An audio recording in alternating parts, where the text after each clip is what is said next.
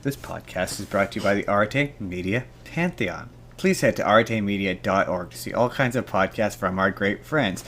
And if you would like to start your own podcast, they can provide you with the tools and resources to do so there. So please head to artemedia.org. That's ARETE media.org. Shall we do this, Jordan? We're already doing this, man. Shall we once again do another, actually with sound this week, Spur of the Moment podcast. Yes. Now with sound. Now with sound. 50% more sound. And on the correct day. This is true. This is true. I have not posted. We made do last week. We got through it. We did. We did another one. I realized I haven't posted the audio of last week yet. Oopsies. Anyway. Well, that means that today they'll get two for the price of one. Welcome to the Spur of the Moment podcast. I'm your host. I'm Justin Spurr, and I am joined by always he who is His Highness, His Majesty. He's doing a Queen wave. It's the incomparable Jordan, everybody. And on today's show, hello. He just did a Dorothy. Hello. That was Dorothy. On today's show, Jordan, Kathleen Kennedy, who is replacing Kathleen Kennedy, and the internet is being weird about it. You'd think they'd be happy, but they're not. Spider-Man news, Minecraft movie news, Lara Croft, what would she look like? Henry Cavill, Warhammer, who's the God of War, the new Hotel Transylvania movie, and other stuff. And then later, we're talking about actors and actresses and all sorts of people who they were in a Marvel thing once. That's it. That's a prerequisite. Sorry, I feel like I got something in my face. But first, Jordan, we ask the question. We ponder the question. What if? What if and why not? And we ponder the question, Jordan. And who for? And who he is replacing what a big bang. Kathleen Kennedy as the big time boss for Star Wars. Dave Filoni? Ooh, half points, Jordan. You don't know the other guy. It's Dave Filoni, and Lewin Brennan will serve alongside him as co-president of the studio. And I suspect that based on the fact that it's two guys, that they will share a similar relationship to James Gunn and Peter Safran, where Dave Filoni will do all the fun, creative stuff, and this other guy will do all the boring business stuff. See, I thought you were going to say they will rule over the Star Wars franchise like Darth Vader and Lord Sidious, where one will ultimately be in control and the other one gets blamed for everything. I mean, likely. Yeah, likely. Jordan, do you like Thing You Recognize? George, sometimes. Do you like just a barrage of Thing You Recognize without an ounce of new thing? But it's a thing you recognize? And or do you like the new thing to be super interconnected to Thing You Recognize and impossible to extricate from without bullshit? This feels like a specific thing that you're calling to, so I'm gonna immediately agree. Jordan, yes, it's just the entirety of the Dave Filoni Star Wars oeuvre. It's what he does. Oeuvre? It's his entire career. It's just Thing You Recognize. Is that a bad thing? Too much of it, yeah.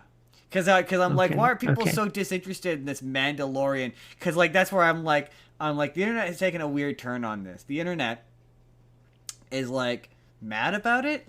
They've taken a weird turn on Dave Filoni. They're just mad at Dave Filoni now because he's the flavor of the week, I guess. I mean, the thing is Justin, and this is a constantly proved thing. People love rooting for the quote unquote little guy until the little guy becomes the big guy, and then they hate the big guy and they go back to liking the little guy. For years, the GOAT, it's really weird because the internet is going for Red Letter Media and Mr. Plinkett, which is really bizarre because the Mr. Plinkett Star Wars review is the review. He's that's the one everyone cites when they want to be Star Wars Episode 1 is a bad movie. So it's just weird to see or Gen Z be nah, those guys were wrong and they suck. And it's just so weird that yeah. And the circle is now complete. They are now the Allegedly, master. oh yeah, pretty much. Allegedly, I don't. I heard this wasn't true, but I saw a rumor that Dave Filoni doesn't like Andor. But Oh, then good. I saw a rumor that he said that. But then I saw that wasn't true. But then I saw an article with him saying that. But the article quoted him as saying, because it does not contain enough things I recognize. So I think I think it was a joke. Um, he won't like it because it does not contain enough things he doesn't recognize. Or So things he recognizes, you yeah, mean? there's not enough things he recognizes on that show. So here's what I'm gonna say. Ultimately, Star Wars fans will never be happy because they are whiny man children. This is true. They are nothing but whiny man children Like come there from will never Star Wars be fans. anything. There will always be something they will be complaining about because they are never happy. They don't know what they want. Nope, they do not know what they want. Jordan. So it's really funny. This is what's funny about doing stories a week at a time. Is like there's a roller coaster. So Jordan, there was big news in the DCU Batman movie front, as there was an exciting report that said that they had found their release window, and that it was on track for 2028 release, and they were gonna start filming it soon. And then James Gunn, being James Gunn and being James Gunn on the internet, came out and said, "I never said that." He said, "We don't even have a screenplay. It's fiction. Screenplay isn't even finished yet. They're not secretly screen testing for Batman." Okay. Frustrating. Um, that's a thing, I guess. Frustrating. Frustrating because he came out and debunked it, or frustrating because they were making things up. Frustrating because it's just James Gunn entire existence is, hey man, just instead of constantly talking back and forth with people on the internet, just make the Batman thing. Like Yes, it's an annoying. It's just that was annoying. Justin. Justin, that was a toilet tweet, I assume. I assume you're right. I assume it is a toilet tweet. Uh, huh. All right then. Wow. Okay. This just goes to show how I have not read comics in a very long time. So there is a new Spider-Man comic coming out called Spider-Man Venom Death Spiral. It's going to begin with an event with Amazing Spider-Man / Venom Death Spiral one shot. It says, in Death Spiral, Peter Parker / Spider-Man, Mary Jane / all new Venom, and Eddie Brock / Carnage. So I guess Eddie Brock is Carnage now? Will be targeted by a superpower serial killer named Torment. I know that for a while, um, I don't know if it's still the case, but I know for a while Mary Jane was Venom. Oh, interesting. So yeah, this will serve Um, as the finale to Death Spiral. The cover reveals that Spider-Man and Carnage, a notoriously evil character with a long history with Peter, are about to bond and become the amazing Spider Carnage. okay. I mean, that sounds cool, I All right guess. then. Yeah. I don't know what's going on with Eddie because for a while there he was the symbiote king. Yeah, yeah, yeah. Okay, so yeah. Okay, so I guess Eddie Brock is the bad guy in this storyline. Mary Jane is Venom. I don't even know. I don't. Comics are weird, man. Yeah, I just know that I saw there was on TikTok and Reddit. I saw there was one where yeah, Mary Jane had been dating this guy who wasn't Peter, and she had the Venom symbiote. And there's a shot in the panel where the Venom is sitting beside Mary Jane, and they're like connected by like a finger. So like Oh, they interesting. are they are together. It's just yeah, Huh. she's Venom. Huh. Interesting. Yeah, interesting. I mean, But I don't know how recent that is, but in the one show she was Carnage, so it would make sense. It makes sense that was a thing. I mean, literally everyone has been with Venom at some point. That yeah, Venom he's is a kind of slut. Venom. Yeah, I was gonna say Venom is a cheap He's a whore. sloot. So Jordan, apparently Amazon is making a Tomb Raider show. Amazon Prime Video. Yeah, I seem to remember hearing it was Sophie Turner It's that Sophie Turner. And boy, howdy, does the costume look like Laura Croft? Laura Croft has the unfortunate. Well, there's no cool way to talk about this, so we're not gonna. But I'm gonna do the cool way to do it as best as I can. That made sense, and just say that people on the internet make any discussion about her uncomfortable because she is very famously known for one defining quality. Her triangle boobs. Sure, yes, the triangle boobs, and well, she doesn't. The internet's big mad that she does not have nearly enough triangle boobs, Jordan. I mean, the thing is that she appears to be more based off of the PlayStation 3, like the remake version of her, who does not look like the one from the original one. The She looks costume much look more the costume looks proportionate. a lot like the original. I don't have enough. I don't care. It's a weird thing to care about, but it's a thing that weird guys on the internet get mad about every once in a while when a new not Minecraft, when a new Tomb Raider Tomb thing. Raider thing comes out, they always make it weird for some guys. The costume looks fine. She looks fine. I'm sure it'll be fine. She's sufficiently British and charming. I'm sure it's gonna be all right. I mean, yeah, as long as she is not going with the redhead look and she has brown hair, because In the to picture, me she's that's got red kind of hair, but who to knows? me that's like the one defining characteristic, Yeah, she's really. a brunette. So That's the whole thing. But otherwise, like whatever. you Again, know, maybe there's gonna be Tomb Raider fans out there that are like with female Tomb Raider fans, female Tomb Raider fans who are who like, no, care? no, who care? Who are like, no, dog, she needs to be stacked. I don't imagine they exist. I can't imagine they exist, but who knows? They We might won't exist. we won't rule that out. They might exist. Jordan Jason Momoa confirmed a Yeah, I'm just not a big enough Tomb Raider fan in no. general to care. Jason Momoa confirmed that we have a summer 2027 window for Minecraft Movie 2, which apparently he is currently filming. Okay, I'm trying to remember how that ends I assume, for there to be a sequel. I think he stays with Jack Black in Minecraft world. I'm pretty sure, yeah. They come to the real world and now there's new kids. That's what I'm guessing. I sure okay.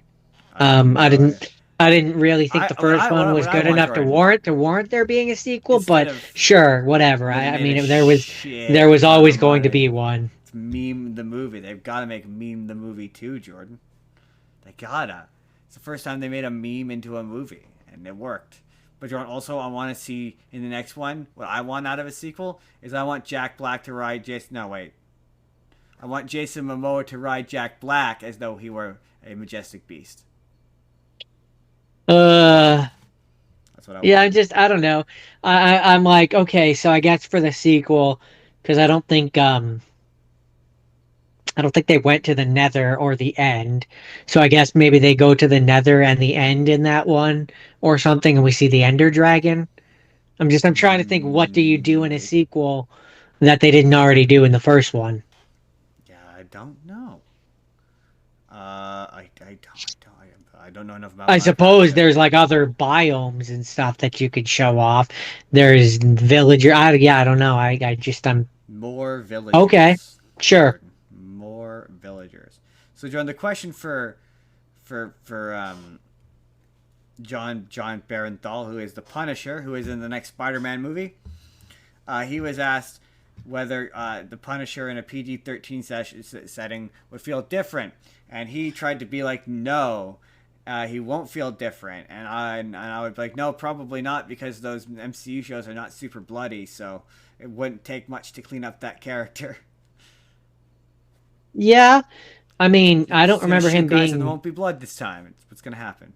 or you like yeah, like I don't the show that he came from wasn't that over the top. No, it's not. I don't think that So the Netflix Daredevil show is that bloody. like I it's don't not feel like that.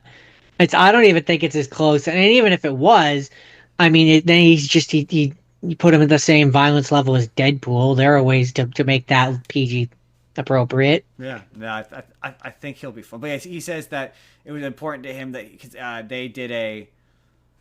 I guess they shot the because there's a Punisher TV special. It's going to connect to the Spider-Man movie that comes out first, I think, but they filmed it afterwards. So he was like, yeah, it was important that the Punisher that stepped off of the Spider-Man one and onto the Punisher thing was the same character. And I was like, I respect the level of commitment to that character. And the fact that that character's come back for a mainline Spider-Man thing is cool. Yeah, yeah. I mean, it'll be Is fun. I think either way. cool. So, Jordan, you know Henry Cavill, right? I am aware of him. Do you Yes, know what the big thing that Henry Cavill is really into? Dungeons and Dragons, You know the other thing that he's really into? Warhammer. Absolutely. He's in a Warhammer 40,000. And Okay, okay. apparently, That was a shot in the dark, but I that was felt right. fairly Yeah, he's confident. really into Warhammer. That's why when he stopped being Superman, everyone's like, leave him alone. He wants to go do Warhammer movies, and he still hasn't made one yet. But apparently, they've officially greenlit it, and it's coming. And I feel like he's the guy who could make me care about that franchise.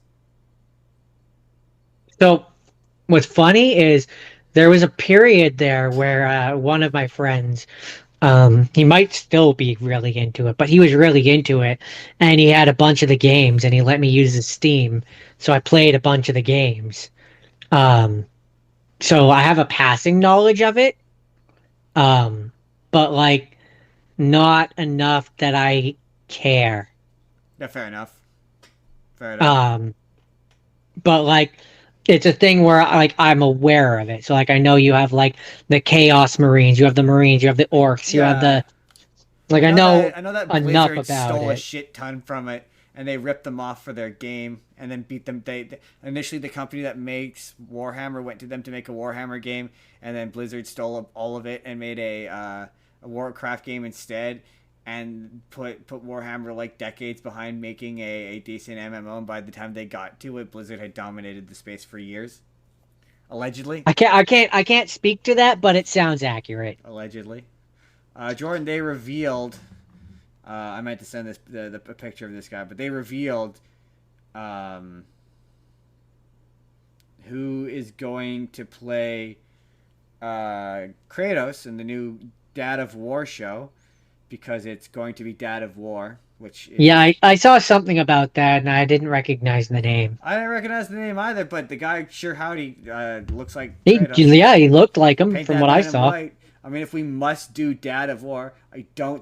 It's another one of those ones where, like, I get doing the original, where you take it and you expand upon it because there really isn't much story there, and that game is really more about tearing people apart. But the story is the whole point of Of that those ones. of those games. Yeah. So but then again, the Last of Well, Us show is really good. So like, what do I know? yeah, there's that and for me, I kind of see the point when it comes to like if you were doing a reimagining of those games because those games are hard. So like there are maybe people who don't like playing that kind of Yeah, game and want to who experience the want story. to enjoy the story, Same thing with The right? Last of Us as well. Last of Us is the same Yeah, way. That game's those games are hard and frustrating. And yeah, maybe you want to or go through the story and not have to play the. Yeah, I get the point. Not to. yeah, or I guess or that's what I uh should say. another example of what I'm talking about is the Star Wars ones with Cal Kestis, Yeah. where it's like those are hard, and in particular there was I think the first one, there's a point where I was stuck at. I Yeah, couldn't get past it, so I never got to beat the game. that's why I played that game on easy, and even then I got lost at a point. And I got stuck too. So it's like I absolutely see taking those stories and readapting them. I can understand that. Yeah.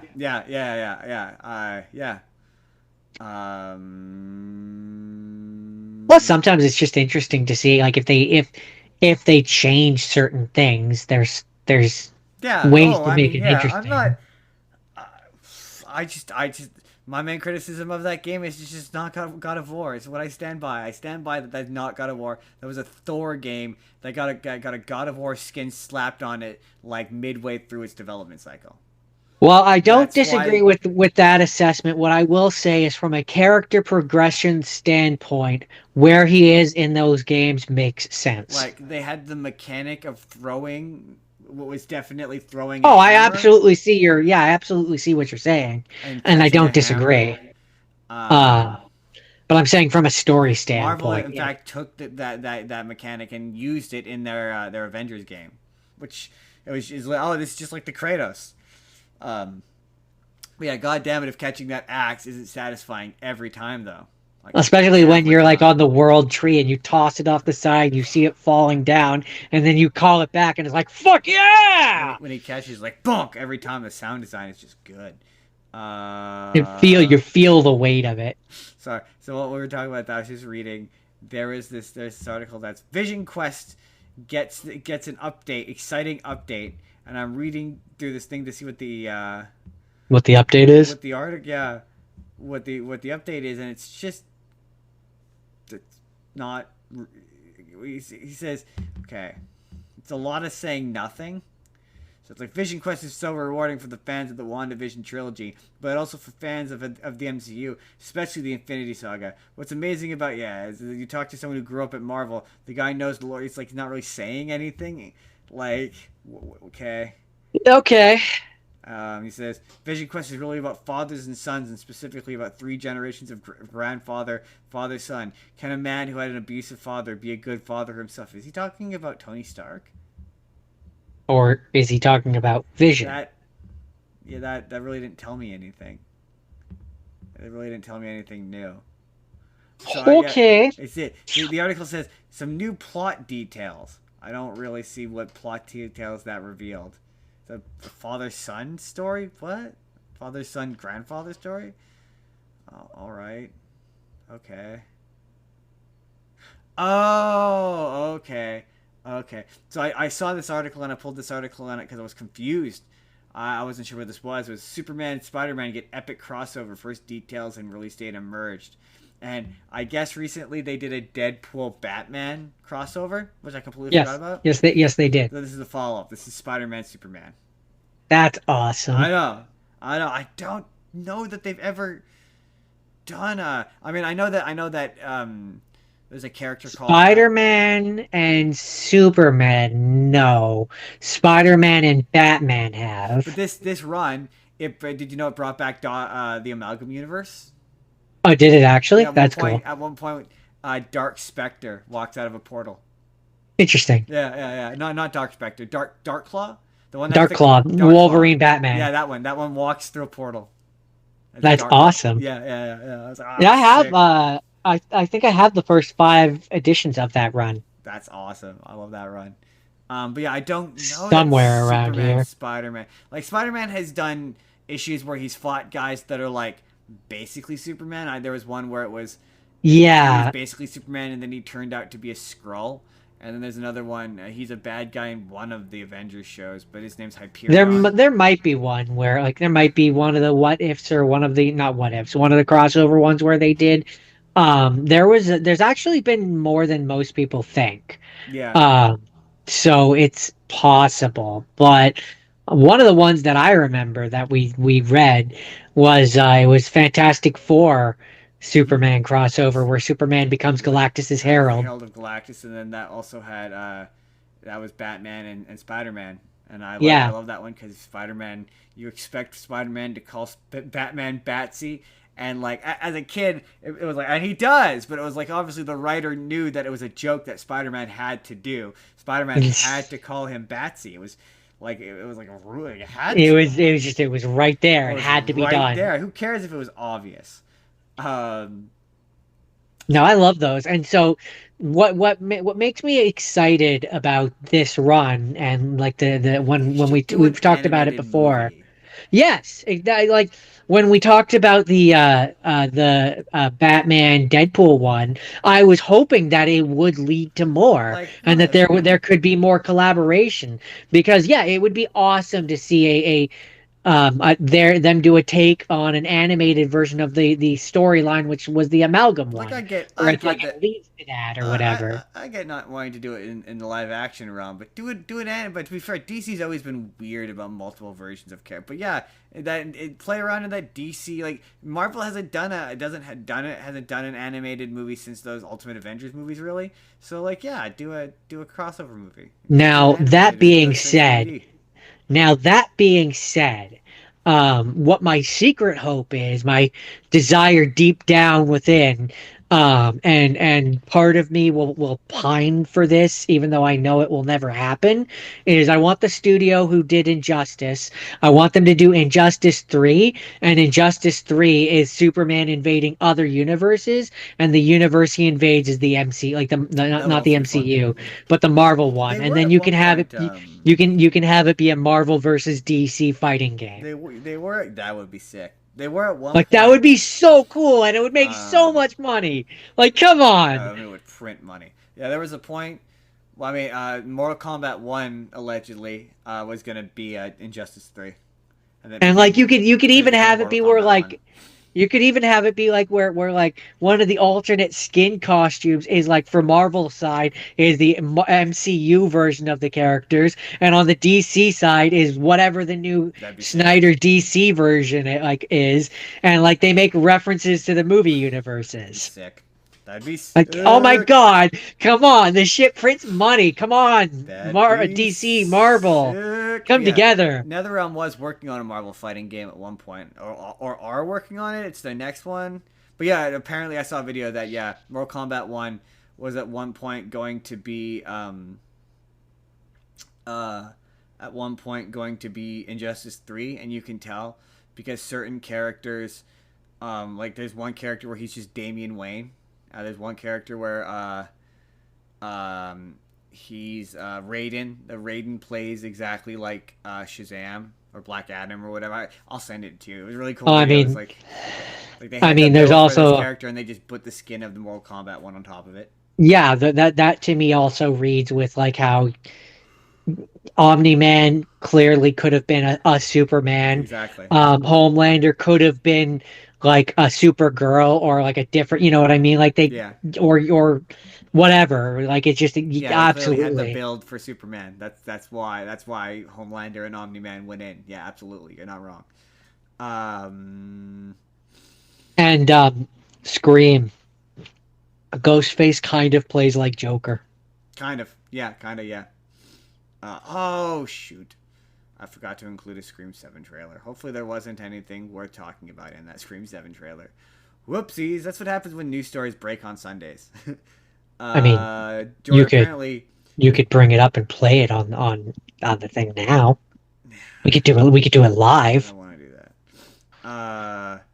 Keegan Michael Key revealed apparently that they were going to start work on Hotel Transylvania 5, which led to a comment on I think it was Threads, uh, um, which was Are we gonna pretend that Adam Sandler is coming back for this one too, or are we gonna that's actually? basically what the comment was are we gonna talk about are they gonna actually bring Adam Sandler back, and are we gonna talk about the time that he just dipped out and they replaced him with some YouTuber, and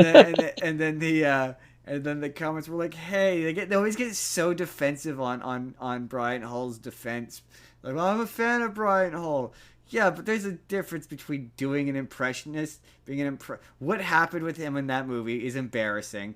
Not for him. I've never. I've No, never no, felt no, that no, no. this reflects on That's where I him. think it's important to say it's embarrassing for him. For It's not him. embarrassing because of him. Because of him. It's embarrassing to Adam Sandler, and it's embarrassing to Amazon, and it's embarrassing to Sony, who made that movie, that they tried to pretend that he was Adam Sandler, and he did. He did his best. It's Like he didn't do a sad. terrible job. It's sad that no, they tried to hide the fact I in their know. marketing But I'm that saying it's not because of him that it's I sad. think It's it's sad. because I think it's sad because the corporation was so greedy that yeah, they wanted to try and hide it. hide the fact that yeah, and it was But really that's apparent that's that not his fault. it became apparent when it was just Andy Samberg and Selena Gomez doing the promo. But it was like, yeah, no, they desperately, all of the marketing and all of the trailers, like they've been trying to pretend that Adam Sandler has been Drax since that one short, and they thought they could sneakily get him in. And like, yeah, he didn't like, you wouldn't know because they don't want you to know. And that's a shame. That's a shame because he's so proud of playing that character, and nobody Yeah. knows that he did for that one movie. And yeah, I imagine they'll probably have found the correct amount of money to get Adam Sandler to come back, and it's gonna be like a return, like a Aladdin and the King of Thieves, where they make you know that Adam Sandler's back, and now returning with Adam Sandler. Like, I guarantee you they will have fun, because he's hot right now. Like, there's no way that they wouldn't. They wouldn't. Oh, they He's would he's absolutely been in a take bunch of advantage of it. award winners and whatnot, and he's done a bunch of good animated shit. So there's no way they're not gonna spend the money. I just don't. I try. There's no. What do you do for a fifth one? I mean, the same thing you did with the fourth one. Nothing. The fourth one is I such a don't. What nothing do of they a do in the movie. fourth one again? Like they're on vacation? No, that's the No, third that's the one. third The one. fourth one What's the is fourth one? the fourth one is they I John know I've gets watched it. Johnny gets turned into a monster and Drac gets turned into a human, and despite Oh, right. having already gone through this character arc twice already, it hates the fact that Johnny is going to take over the hotel and can't accept Johnny as his son-in-law, despite the fact that we've done this twice already. Yeah, so what are we gonna do for a fifth one? Are we gonna have like Drac retires I'm guessing and that would be Ma- the only thing. I would do Drac Mavis retires. and Johnny take over, and then he can't let go or something, and he has to like. Jack retires. It's his retirement party, and It just seems like to me the the only reason you do a fifth one is so that you can get rid of the Drac character, so you never have to have Adam Sandler come back pretty again. much you have yeah. I mean, yeah, absolutely. It's Jack retires, and I forget the He kid's goes name. off to live with the Monster Hunter But chick. kids movies never do this because they always want to have it freeze in time. But I would age the kid up to a teenager, Yeah, and he has to work for the dad. or at Like least a preteen or something. no teenager, because I would do like he has to work for the hotel as a summer job, Yeah, well, and that's then where I say like 13, 14. oh for me I'm like your first job is 16, 16. Not if it's a family business. No, but like I'm thinking He's like been working. He's Uber. been working at that hotel since he was like 6 at least. Yeah, no, see, I'm thinking he's like a spoiled hotel magnate, and he has to like go work with Drac for a summer, and Drac has to make him like the hotel, and that's the point of conflict. Because otherwise, you're Mm. right. He can't have a point of and then him and John, or maybe Johnny makes him like he has a conflict with Johnny. Because to me, you have to do like a or at least for if you're right, what do you do for a fifth one? The only thing that's interesting to me is him and Johnny. We don't do the him and Johnny have a conflict thing for the upcoming time, but him and Johnny now have to team up. And Johnny and I wish I could remember the kid's name. Johnny and the kid have a conflict. Nikovic. Mikovic. Nikovic? Nick something. Nicole? Hold on. I'm Um, gonna look it up. but yeah, Andy Samberg, Johnny and the kid have a conflict, and Drac tells Johnny that he's a good dad. Movie, like that's what you do. Like to me, that's the only interesting thing to do a Hotel Transylvania 4. But also, Hotel Transylvania 4 is in that like, what's the word I'm looking for? Um, Ice Age genre of kids movie where you're like they're gonna do 100 of these and they all suck. Yeah. By like the fifth I and mean sixth that's one, the you're like, real thing. what are you doing? That's the real thing is that it just we don't need it. We don't need another one. Like Um, this thing really 3 was probably too many. so final. I need to know what the grandkid's name is. It's gonna drive me crazy. He says it all weird in Transylvanian, but it's like a normal kid's name. Yeah, like that's where I say he calls him Dennis. like Dennis. It's Dennis. yes, that was it. Because he calls him Denisovich. I didn't remember it was like something Denisovich. Ovich. Yeah, Denisovich. Denisovich. He calls him That was Denisovich. it. It's Dennis. Dennis. Oh, that's That funny. that was going to drive me crazy. Hold on. Is this worth talking about? I don't know. Is it? Oh, okay. It's a really shitty looking resource. Sorry, there's a trailer for a Star Trek video game, and I'm like, is this worth talking about? Nope, it's a shitty resource management game. I forgot to set the trailer. Yeah, apparently, fans have demanded Jordan. Really? Oh, okay. Okay. I was cynical. Now I'm interested. Um, You're saying a lot of allegedly, things, but you're not telling us anything. allegedly the writers of and creators of K-pop Demon Hunters pitched and wrote a standalone Lord Farquaad movie for DreamWorks. It was unmade, and fans have demanded it, and there's nothing Like, known about it. like it's a prequel, or I would presume, considering he dies at because the end of the he's first one. he's presumably been digested at this point, so I don't know really where you go Currently, for canonically, he's him. a ghost in that universe. I mean, that would be kind of fun if you had a ghost movie where he's haunting people. I don't know. I'm okay with a prequel. I'm down for a prequel. A fun Yeah, like okay, prequel. so like, what are we gonna get him as a? Are we gonna do Just the do Puss in Boots, but with Shrek the Farquaad. musical treatment where, Daddy was we see grumpy. him and his daddy was grumpy and his and all that? Like, are we gonna get that? I mean, maybe. But like in the style of a la Puss in Boots, I hope like what are we so. doing here? I did see a rumor. Speaking of Puss in Boots, I keep fluctuating. Now everyone keeps joking and saying when that teaser for Shrek came out, they rewrote the whole movie. I maintain that's not true. I don't think they knew what the movie was at that point. But I think because I saw, um, now they have announced a Puss in Boots, a second Puss in Boots movie is coming. That's a sequel to The Last Witch. But they showed the guy who plays Perdito, the dog. Yeah. He had a picture on Instagram of him recording for something as that character, not indicating what though. And I saw some people be like, "Well, the next thing to come out is Shrek 5, so maybe that means that character will be in Shrek 5," which fingers crossed. But it also could be he's recording for Puss in Boots too. So Animation does take a long time, so this is my possible. hope. This is my hope is that the Puss in Boots movie leads directly into Shrek, into whatever is happening in Puss in Shrek. Boots is coming out afterwards.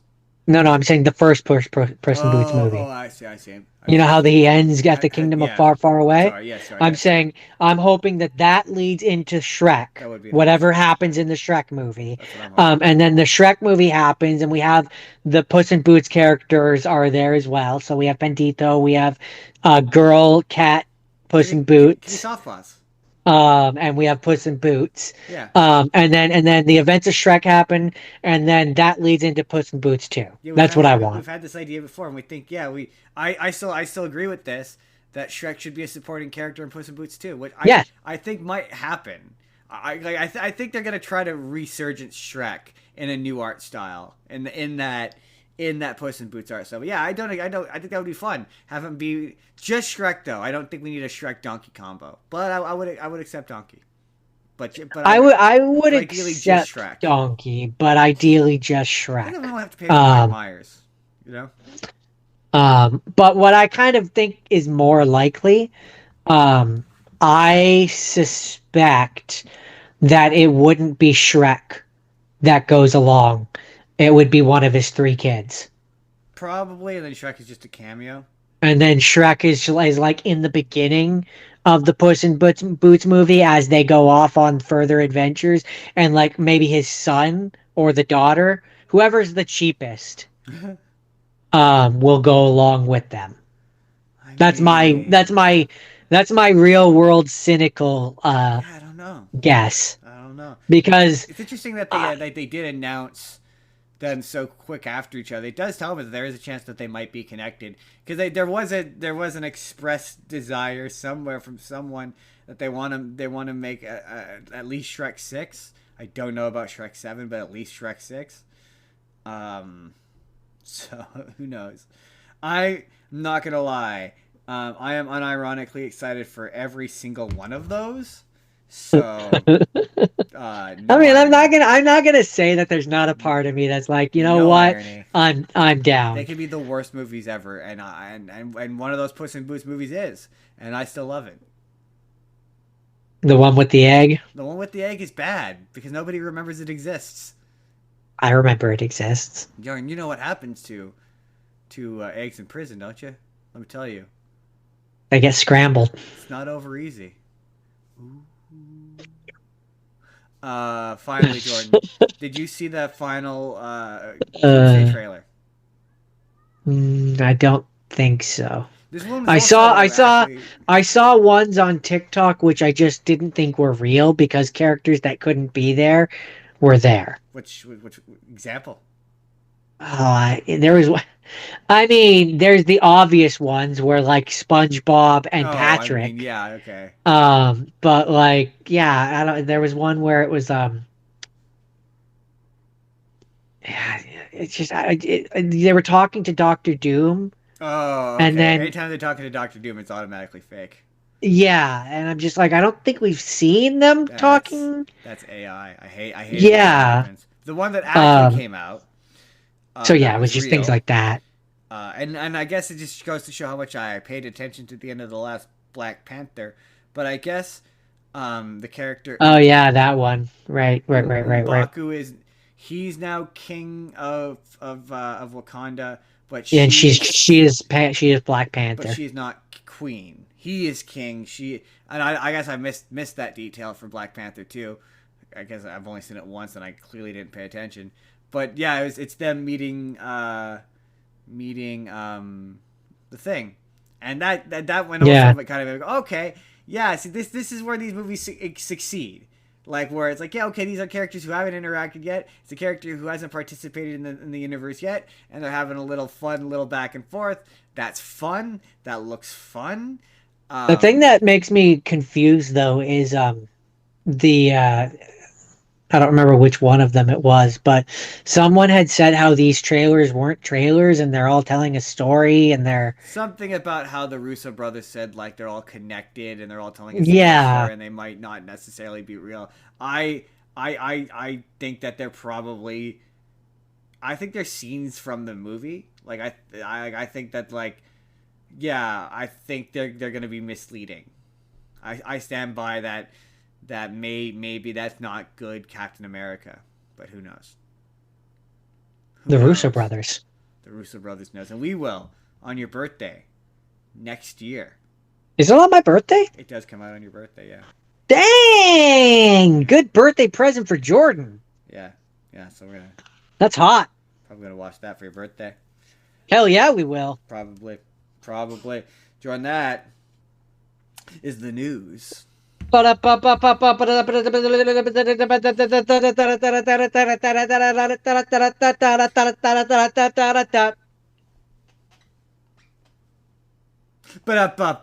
today's episode is brought to you as always and will continue to be until they tell us to tell us to tell people to stop supporting them.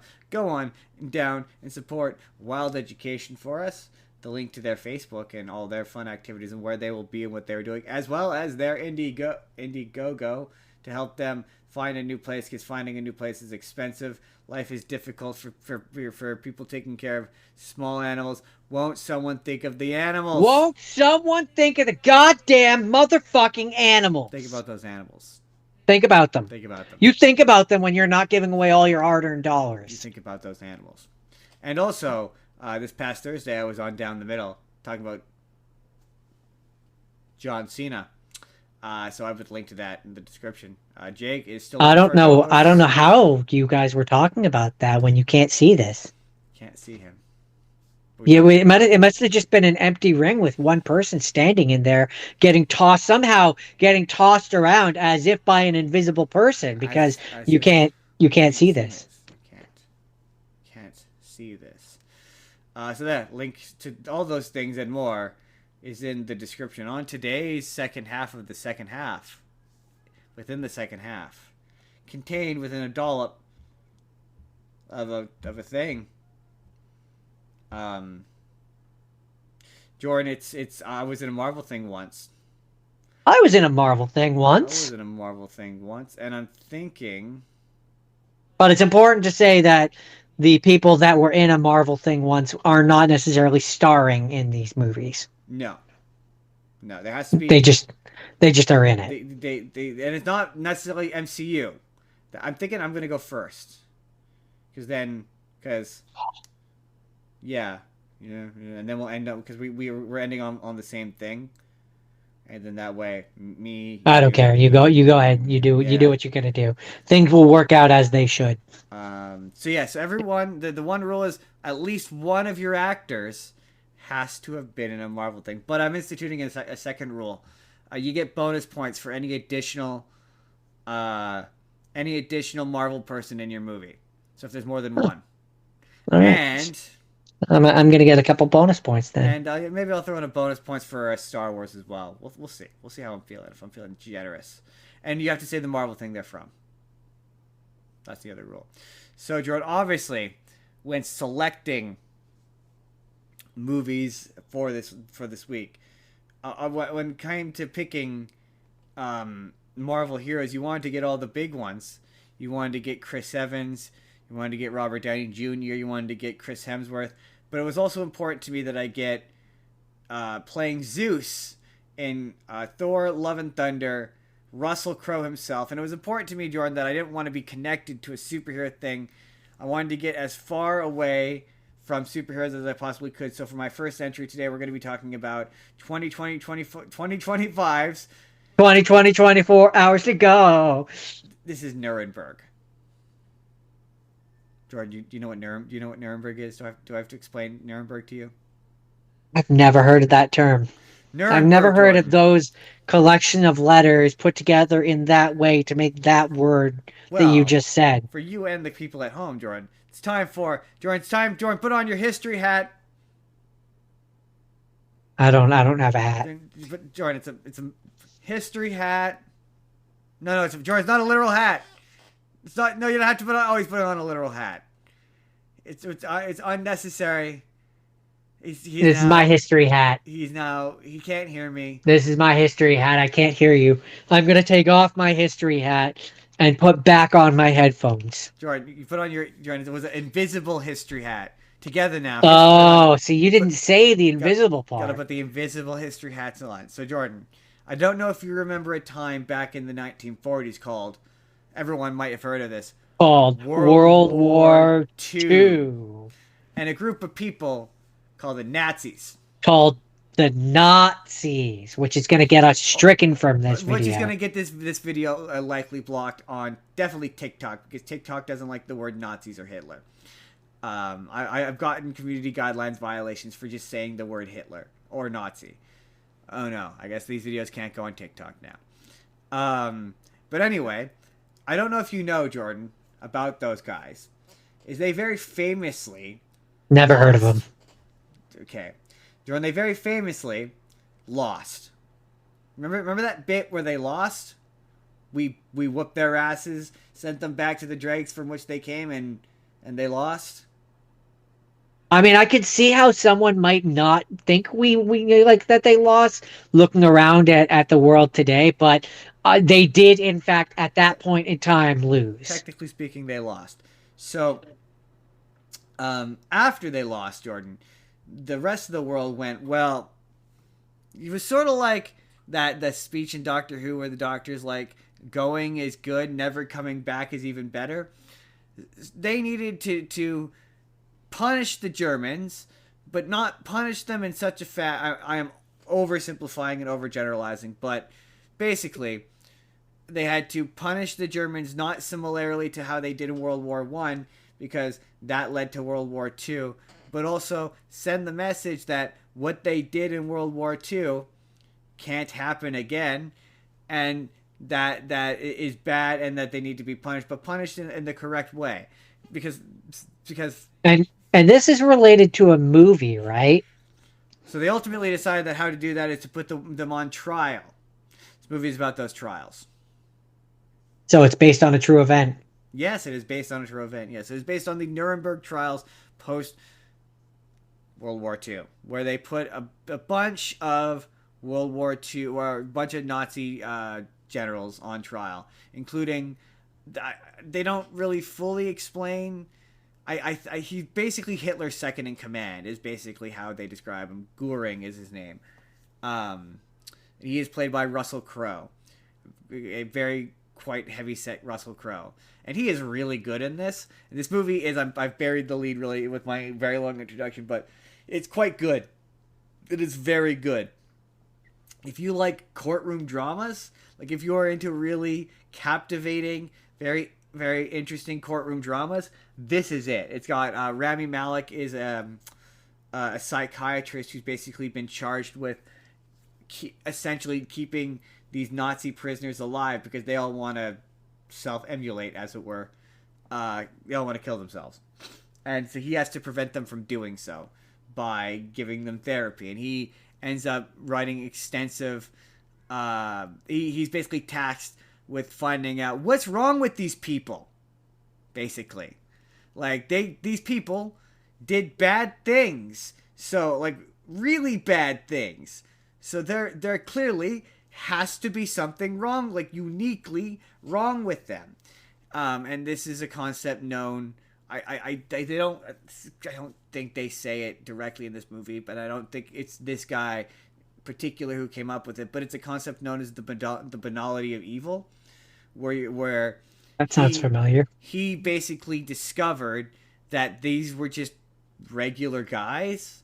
Like you're expecting like some sort of boogeyman, man in the dark, like guy who's gonna jump out Demon. and go, but a demon guy who's exceptionally evil, And and it's just Tom from down the pretty street. much like you want to be told that like special circumstances caused these guys to do this, and what he discovered was no, it did not, basically. And like, yeah, if you're not into courtroom dramas, it's a lot of characters standing around talking, like a lot of characters standing around talking and having conversations that go on forever. But it's so captivating, and the performances are so good. Like they're all good. Rami Malek's good. Russell Crowe is good. There's the only thing that makes this a hard recommend for me to be like, you should check this out, is, but comes with an asterisk of, I think it's an important scene for people to watch, but it is, and this is, we don't do trigger warnings on this show, but I have to do one because this is really upsetting and really gnarly. But they show in the trial scene, when they eventually get to the trial, because most of the movie, I'd say 45 minutes of the movie is preparing for this trial, and then the rest of the movie is this trial. And to its credit, it's very accurate. Like I saw a clip from another movie where it's So like what is it? Like they see the them do like experiments pretty or much they show videos of the Holocaust, of Mhm. Holocaust victims, like the famous Yeah, ones, not the yes. bad ones. Yeah. Yes. And in the movie, they show them to you. Don't cut away. They just keep cutting to the people in the audience. And when they shot it, that the first time they showed it to them was the first time they shot it. And the only time they shot it. So they could capture the authentic reactions of people in the room when they saw these images. And it makes the scene really powerful. But it is upsetting imagery. Like, upsetting. And it's like, it's a thing that makes you go like, I Yes, don't it is understand upsetting. how there's people out there who could possibly, Deny this? yeah, because it's like, this is 1940s and you can't. Yeah, and it's powerful. It's a powerful scene, and so it makes it hard for me to be like, you should watch this movie. The rest of it is highly, again, if you find court dramas entertaining, like if you like a show like Law and Order, this movie's quite good. It's quite entertaining. It's never boring. It's 2.5 hours long, and it really moves along at a clip. The pacing is solid. I was like never bored. I was I quite mean, impressed by how good it was. a thing can be two things at once. It can be entertaining and you can still find it upsetting. Yeah, absolutely. And I don't think the bit where they showed the Holocaust footage, it is a long scene, but it's not the focus, and it's not overly long. It's as long as it needs to be, and it's like, yeah, it's upsetting, but it's upsetting in a way like you've seen these. If you're at all familiar with World War II, you've seen at least some of these videos before, and they're not easy to watch, but it's it's I don't know how to describe it. It's possible to sit through without feeling, but it does require a major trigger warning. I hate using that phrase, but it's in there, and it comes, and they give you ample, like there's ample warning for it. Like when the guy's about to show it, he does provide a kind of an in movie trigger warning of, I'm about to show you this, and it's going to be real upsetting. So if it's too much, you can absolutely skip through it. But It is a Yeah, powerful moment in that movie. I mean, I people they trigger warning all the time. I think that's just an fancy way of saying, just so you know, like I'm gonna give you a heads up. Yeah, I'm gonna give you a heads up. But this is one. I don't want to use the word funny after I've said all that. But this movie's existence was amusing to me because it was like they announced it off of the backs of Oppenheimer, and it was like, what other World War II guy can we make a movie about? It was like, oh, And the Nuremberg trials, but Nuremberg isn't a guy. I thought I Nuremberg was a guy. Heisenberg. Yeah, Heisenberg. Heisenberg's gonna be the next guy. This is gonna win awards. If it, or at the very least, it's gonna get nominated for awards. Russell Crowe will probably get nominated for an Oscar. Rami Malek will probably get nominated. This came out last year, so this is a new movie. But yeah, if you're into World War, Jake, this came off the heels of a recommendation of both Jake and Virus from Toon Talk 2.0, and they were correct. This is quite good if you're into World War II movies. It's one of the better World War II movies I've seen. This week kind of became a testing ground of movies for other episodes ideas I have. So I could be like, I hey understand. Jordan, when Jordan's like, when I go, I want to do this, and Jordan's like, I have no idea what I can do for this. I can go, you can watch Nuremberg. That's it. That's Nuremberg.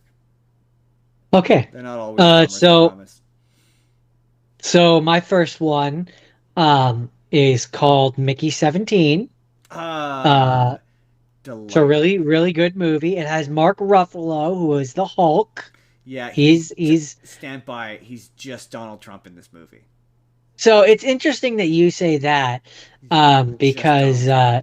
after listening to the background story, the things that lead to the events of BioShock, he's what's his name? Ryan Johnson from BioShock, the guy who Oh, makes Jack, not Jack Ryan. something Jack. Ryan. Something is it something Jack? Hold No, on. it might be Jack Ryan. But when I hear Jack Ryan, I think of the spy from that one show. But isn't that character basically also just Trump? Kind of. But I'm more meant Uh, I'm more meant the affect and the physical appearance and the mannerisms. oh, that I don't think is like Trump. He's doing a Trump impression. He's just I, doing this. I don't see it. He's doing the project Uh, jaw. He's got the fake tan and the bad hair.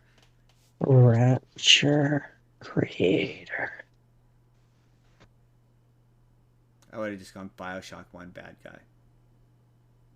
Andrew Ryan. Andrew Ryan. I knew it was something Ryan. Um, uh, but no, just in terms of he's creating his own society and he's the total boss, and it's like a capitalist society, um, where businesses can do whatever they want. Especially That's especially when you it's find just out how much Mark Ruffalo doesn't like Donald Trump. It's just Donald Trump.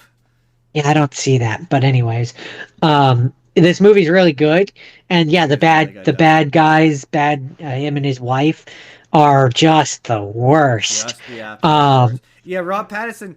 I look. I said this. I said this when we talked about Rob Pattinson. To the man's absolute credit, it's why I get upset when people give him shit for Twilight. Still, I'm like, dude, you got to go out and watch another Robert Pattinson movie.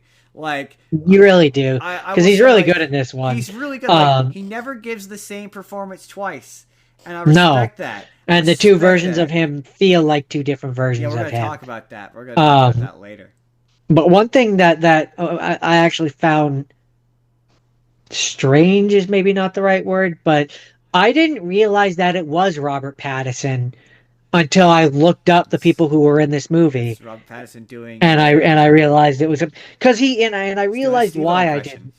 Um, no, it's not even just the way that he acts, and this is maybe gonna sound weird. He looks Asian That's the point. To be fair, in this movie. this is based on a manga. Sure, but I'm just saying, like he doesn't look like a white guy. He looks So Asian, the so he doesn't look like Robert the Pattinson. character is probably being designed to look more like his anime counterpart, who is probably Asian. If I had to guess, that's probably why. Um, But so that is one thing about this is, from what I understand, it's very different than the book. Oh, very different. I mean, number one, To the point where they like, it's called Mickey 8, so there's less Mickeys. yeah, there's there's more versions of them because they it takes place on Earth, whereas this takes place on an alien planet. So they added a bunch of the different Mickeys so they could make it so they could breathe on the planet, basically. Yep. Um, um, so as a result, from what I understand, there's a sequel to the book that they now can't do.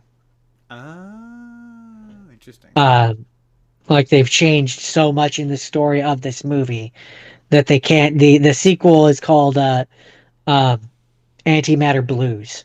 Ah, I didn't know that. So they apparently, like, yeah, they can't adapt it because it's too different Hmm. from the book. Hmm. Um, and the way that this one ends, like it ends It's funny not because at all setting up for a sequel. this is directed by the gentleman he direct. I believe it's the same Bong director. Joon-ho. Yeah, it's the same director who I'm gonna spoil. I'm gonna talk about Snowpiercer later, and same director. And there's a lot about this movie that reminds me of Snowpiercer, where it's Oh, and people. the original version is Mickey 7, so there's 10 Right. additional Mickeys. This is a statement on capitalism and its humans all existing in like a similar space, creating their own not like hierarchy and societal like layers always end up existing in even in confined spaces. So like you've got the rich people who like go and get to exist with Mark Ruffalo, and then you get all the poor people on the lower levels who is So you get to the bottom where there's Mickey, the expendable. yeah, exactly. He really has a thing to say about capitalism. A lot of his movies have to speak about capitalism. I think that's why he picked this is because of that. I Absolutely, I could see that. I think he also did Parasite. I'd like to watch Parasite now because I thought now that I actually paid attention to Snowpiercer, I was like, but I like Mickey 17. But I'm a big clone guy. Clone movies are always awesome when you get to see multiple versions of Unfortunately, a. this didn't do very well financially speaking. But I just don't think that's fair because it's not the kind of movie like people expected it to be this big thing, and I just don't think it's that kind of movie. I really don't. I mean, I liked the movie. I'm just saying, I don't think we're ever going to get more of it because it didn't do well No, financially. they treated it like it was a big blockbuster, and they gave it or like it was a major tentpole release, and it's just not. Like I think that they need to accept the fact that a movie like this is going to be a middling producing kind of like a middle of the road kind of like it's not a Marvel movie, but I think to be fair, I think Mickey 7 is quite a popular manga, so maybe they had more. Book. It was a book. I thought it was a manga. It's a book. It's a Oh, novel. no, fair enough. Fair Maybe they enough. adapted it into a manga. I can't speak to that, but it says here that it was originally a book, Jordan, a novel. do you have anything else to say about? I like it. I think Robert Pattinson is strong in this. I think all of the Really actors in good. this They're all really are good. fairly strong. Mark Ruffalo really does a good job of just being An a rich asshole, a absolute rich political sleaze. asshole, Yeah, a I know. surreal sleazebag who is also an idiot. Yep, yep. Which Who is everyone where when thinks you is say brilliant. when you compare him to, that's the one way where I see the He's comparison, Trump. She's where Melania. he's an idiot, but everybody thinks he's a He's got the genius. fake spray tan. I don't know how you couldn't see it. I just Mark don't see it. Mark Ruffalo absolutely hates Donald Trump. But anyways, not the point. This movie's good and It is worth a check out. it is, and it's a shame because yeah, the trailers kind of give the impression that it would be annoying. Like Mickey has the absolute potential to be annoying, and he's so endearing. Like Yeah, he makes me think Mickey 18 also also just again solid thing about Robert Pattinson is all of his performances are different, and that is just incredible. Like there's no comparing this even to so Batman, for example. so I will say, um, I don't you. There's this game that I've played which is called The Altar, where I I would be totally down It makes me think of this movie, but I would be totally down if they made that into a movie, that game into a movie, and it was played by Robert Pattinson, because he has All right. shown to me that he has All the right. capability of being multiple people, and the very nature of that game is that basically one individual keeps getting cloned, and the computer essentially runs the like creates their entire backstory and their entire life where it's all different from one particular moment, right? So you've got the one where like his childhood is different, so he's now a botanist instead of a space explorer. You have the one which is a scientist. You have the one, and they're all Is the there same one, but person, he's also a but cowboy? there could be, but no, there isn't. Oh, Um, oh. but like, so you've So got he's a the different cowboy. versions, which are all they're all the same person, and so that's where I say after seeing this, I think Robert Pattinson could do that role, That'll be fun. and it Okay. would be fun. So That's Mickey Jordan. 17. That's Mark Ruffalo. Jordan, I know. I know I said no superheroes, Jordan. I said no Marvel or DC, but I've broken my rule, Jordan. How dare you? For a trip to a little movie called Hollywoodland. Or why that cameo in The Flash is really ghoulish. Like just really ghoulish. Like really ghoulish and awful. This is about the actor. This is a So movie about so the wait, what? actor Okay, so it's a George Reeves. documentary. George Reeves. No, this is a biopic slash mystery about the actor George Reeves, who famously played Superman in the 1940s serial. But you said no superheroes. Right, but this isn't actually about Superman. This is about the actor who played Superman. That feels like a semantic detail. You're just doing a superhero. It's a technicality, Jordan. That I'm It's I'm gonna bullshit. I'm gonna It's bullshit. You're Ben bullshit. Ben Affleck plays George Reeves, George Reeve, who was Daredevil, and I think there might have been one other person in this who was in a Marvel thing, but I don't remember. Um, and also there's also another narrative of Adrian Brody is a uh, PI who has been hired by George Reeves' mother to. You know what happened to George Reeves? Do I have to go? Do I have to go through that? Is he the Superman that the little kid thought was actually Superman and pulled a gun on him and Yes, that is a story that George Reeves would allegedly tell that no one can prove that it actually happened. But yes, that is there's a clip of Ben Affleck as Superman doing the "if you shoot me, the bullets will bounce off and hit the crowd." Yes, that was George Reeves. yeah. He resented being Superman because he felt that being Superman held back his career, which was apparently not true because he had a bunch of offers in the pipeline. But the whole deal is, and the plot of this movie is, his death was mysterious.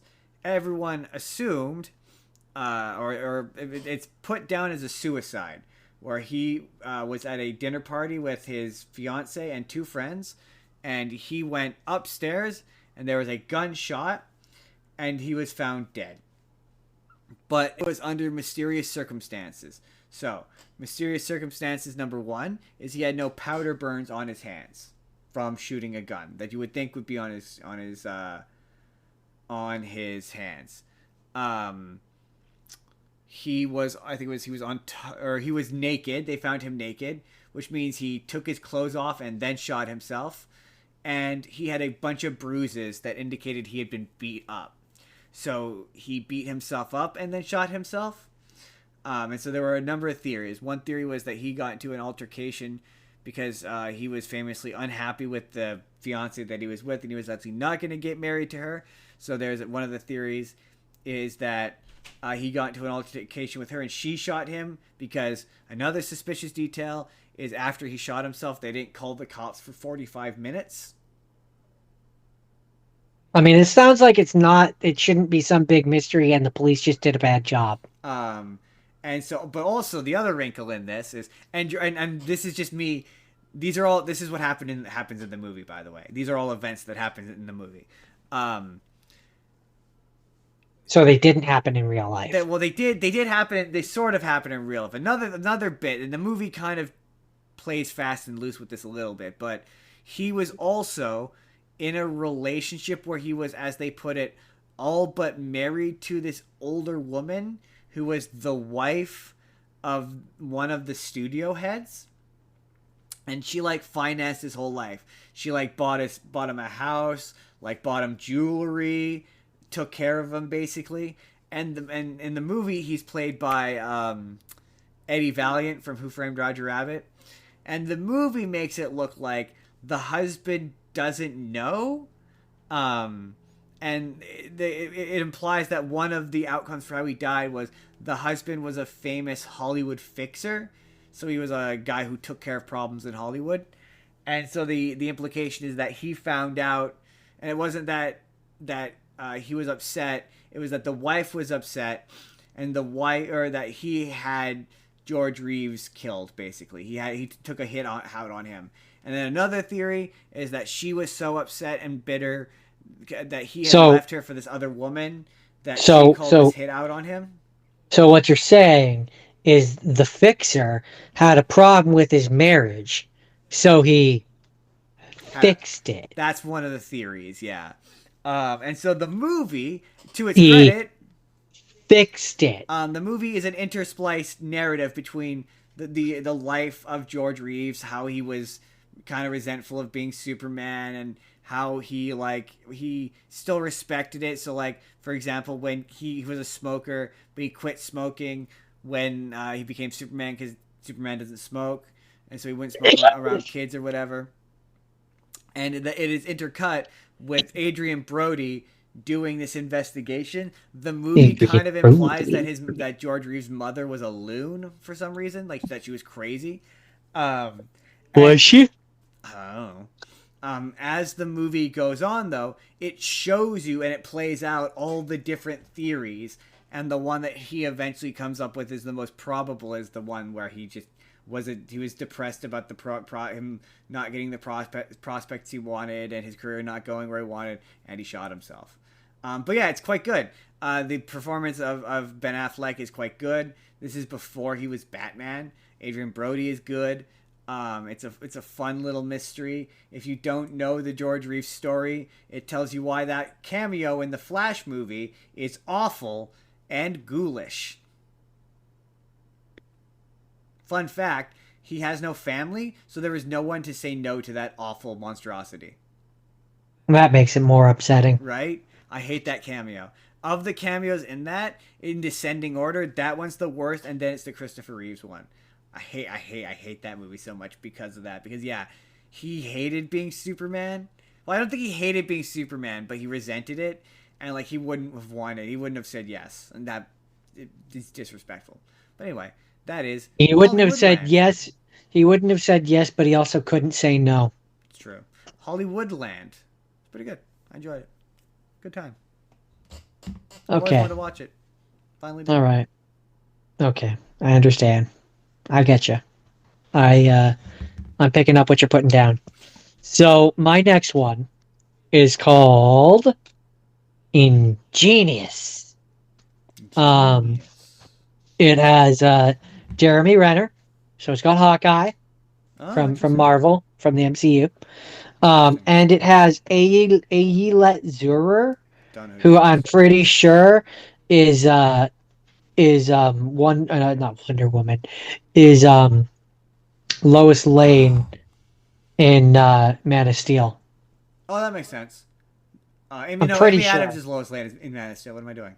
I don't know. It just says that it says here she was in Man of Steel. Oh, I forgot to mention Howard Stark. The guy who plays Howard Stark is in Nuremberg. So there's two. Bonus point for me. She was also in Angels and Demons. Oh, okay. All right. But it just says that she was in Man of Steel. I don't know who. But anyways, Ingenious. Basically, two people, two guys, uh, one of which is Jeremy Renner. They have a company. He is the idea guy. Jeremy Renner's is the shady salesman who will do whatever he has to sell the products that his friend's coming up with, and they've had a string of bad, terrible ideas. Also, Jeremy Renner is a terrible influence on, I believe, the main guy, Matt. Yeah, Matt. He's played by Dallas Roberts. Um, he listens to Jeremy Renner way too much. So his beautiful wife, who is played by Alet Zurer, um, is all like, "Dude, I've stuck with you for a lot. Um, I'm just asking you to not take the money that I'm giving you or that you have and go spend it on gambling." And multiple times, Jeremy Renner convinces him to go and spend money on gambling. Dang, it's like the one He thing I is asked you not to do. he is a terrible influence. Very Um, specifically said, don't spend this on gambling, and then you spent it on gambling. no, Justin. See, what she said was, uh, don't go to the casino with this money. We're not going to the casino, Justin. We're going to the dog track. It's completely Oh, that different. is completely different. That's literally like one of the things that That is. happens. I mean, they're not wrong. That is entirely a different. And then he loses the money. Um, Dang it. and so yeah, no. So basically, over the course of this movie, and it says that it's based on a true story. So take this with a I don't know if that's Pinch true. of salt. But they have to keep having terrible ideas. They have the one good idea that they have is they have this watch which like the image on it will change. So it's like they've got the dog on it and like what the dog is thinking of will change. So like it changes from food to a bone to like a different thing. And so at one point in the movie they take it to the we sell this on TV for you people. Um, like the channel Oh, 29, yeah, like yeah. Now you see on as as seen seen on on TV TV. or whatever. And they're like, okay, well, what we'll do is we'll pick it up and we'll fund this part, this part, and this part. And you'll get like 4% and we'll take the rest, basically. And Jeremy Renner, who is just all kinds of an asshole, is just like fuck that basically. And then because they didn't make the as seen on TV people sign any sort of NDA, the as seen on TV people just steal the idea. Um, How dare and they? so then Dallas and Jeremy, Matt and Sam, go to a lawyer friend basically, and are like, "Do you think we have a case?" And he's like, "I think you have a case, but I'm not doing this pro bono." And they're like, "Well, we can't afford to pay you." And so then it kind of doesn't. That goes nowhere. And then Matt finally gets his $1 million idea, which is it's a like a can a beer opener, which when you open it, his prototype design has like a female voice going like, "Oh, like I love a beer," and it's like, like a novelty, like All right, whenever you but open it, it makes a this noise, also seems and they useless.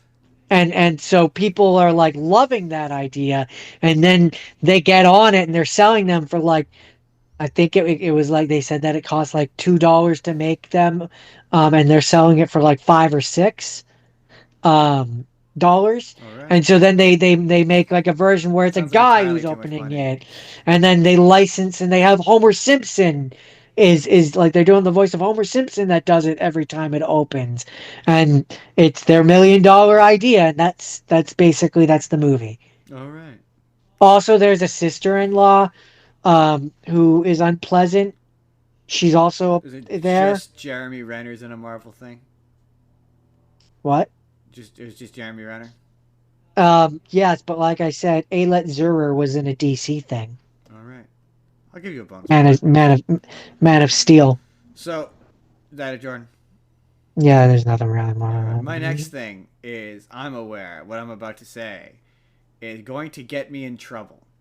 So when I say that this is probably an unpopular opinion, understand that I understand Uh, that this is an understand that, unpopular opinion. That's why I say it's an and unpopular and opinion. And these opinions, as I do not know what they are, do not reflect upon both partners of the Spur of the Moment podcast and only reflect on the person who is currently saying them until or such time that I I agree with thought them Sinners was verbally. bad. No, I'm kidding. No, my next one is Sinners. Uh, the big movie everyone's talking about came out last year. It's directed by Ryan Coogler. Stars Michael B. Jordan as the Smokestack Twins. Takes place in uh, the Jim Crow South. And the Smokestack Twins have recently moved back to town, and they want to open up a Bar. basically club. There's a name for it, but I can't remember what it is. Um, Speakeasy. yeah, speakeasy basically, yeah, for black people in the neighborhood, in their neighborhood, and they buy a barn from a Klans member, and the first, again, I think it's like 45-ish minutes of the movie is just them setting up this speakeasy basically, and introducing to the various characters and their relationships to each other and the various people who are going to be working in the bar. And so you've got their cousin, who is a blues musician. He plays blues music, but he's also a wizard. And his blues Okay. music. So real quick, important for me to understand for context wise. Did you? I don't. Maybe you already said this. What what period of time is this supposed to? Like, is this like the Jim, Civil War? Post like Is it post Civil before the War. war? Post Jim Crow South is like post Civil War. Okay. I can So bring up a specific year if that will help you. Think of like in terms of slavery, like right. I think it's like right after like after the they Reclamation just got period, rid of it. more or less. Yeah, I'm pretty sure. Okay. Yeah, if I'm So people are understanding. still incredibly Yes, racist. the fact that they bought it from a clans person is a big deal. Okay. Okay. Yeah, they're like Okay. and they're gangster guys. That's the whole idea. They robbed a bunch of banks up in Chicago and have come back to their little country town to open up Okay. this. Yeah, um, and the one guy's their cousin is a wizard. When he plays music, he summons people from like all Like over a space time. an actual wizard or like a member of the clan wizard. No, like a magic wizard. Okay, so like an actual Yeah, wizard. well, not really. I don't know. They have a name for him, but basically, like anytime he plays music, he summons ghosts and people from the future. Like, there's one point where he's playing a song, and there's this guy who randomly starts playing an electric guitar from like the modern day, and there's a bunch of they're like he's like basically like summoning their ancestors and their descendants from all across time. We're just gonna call him a wizard. His magic is so powerful that he can do this.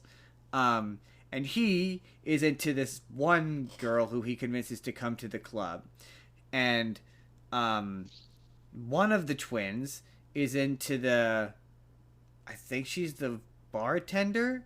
He's into somebody who he broke up with when he went to the city with his twin brother. They're both played by Michael B. Jordan, who his Marvel thing was he's Fantastic Four and he's Killmonger. Um, He was in Fantastic Four. yeah, he's Johnny Storm. Oh, that Fan Four Stick. Right. It's a Marvel thing, baby. Honestly, when I picked this, that's what I thought of, and then midway through this movie, I remembered he was Killmonger. Um, and the other one, okay, I'm trying to get through the because so I'm trying to set the stage with all the characters because it hits a real weird turn in the middle. And so, um, the one twin is in I love mean, with a. for me, it already hit a turn when you were like, "There's a wizard who's summoning I don't magic." know how else to describe That's him. th- Someone's that. gonna That's tell me why, I'm like, wrong with my when you characterization of said what he's like, but that's basically what he is. because when you said wizard in the South, my first thing was like, wait, like the No, clan no, no, no, no, wizard? no, no, no, like magic wizard. That's the only way I could think to characterize what he does. It's a really long musical number where like guys from the future wearing weird clothes just randomly show I up. mean, I would have also taken magic bard Bard, yeah, a bard. Oh, a bard maybe would have been a better. Bard is maybe a better characterization. Um, and yeah, so because you're saying he does music and stuff, and music magic bard. one of the twins is in love with Haley Steinfeld, who is Kate Bishop and Gwen Stacy. Okay.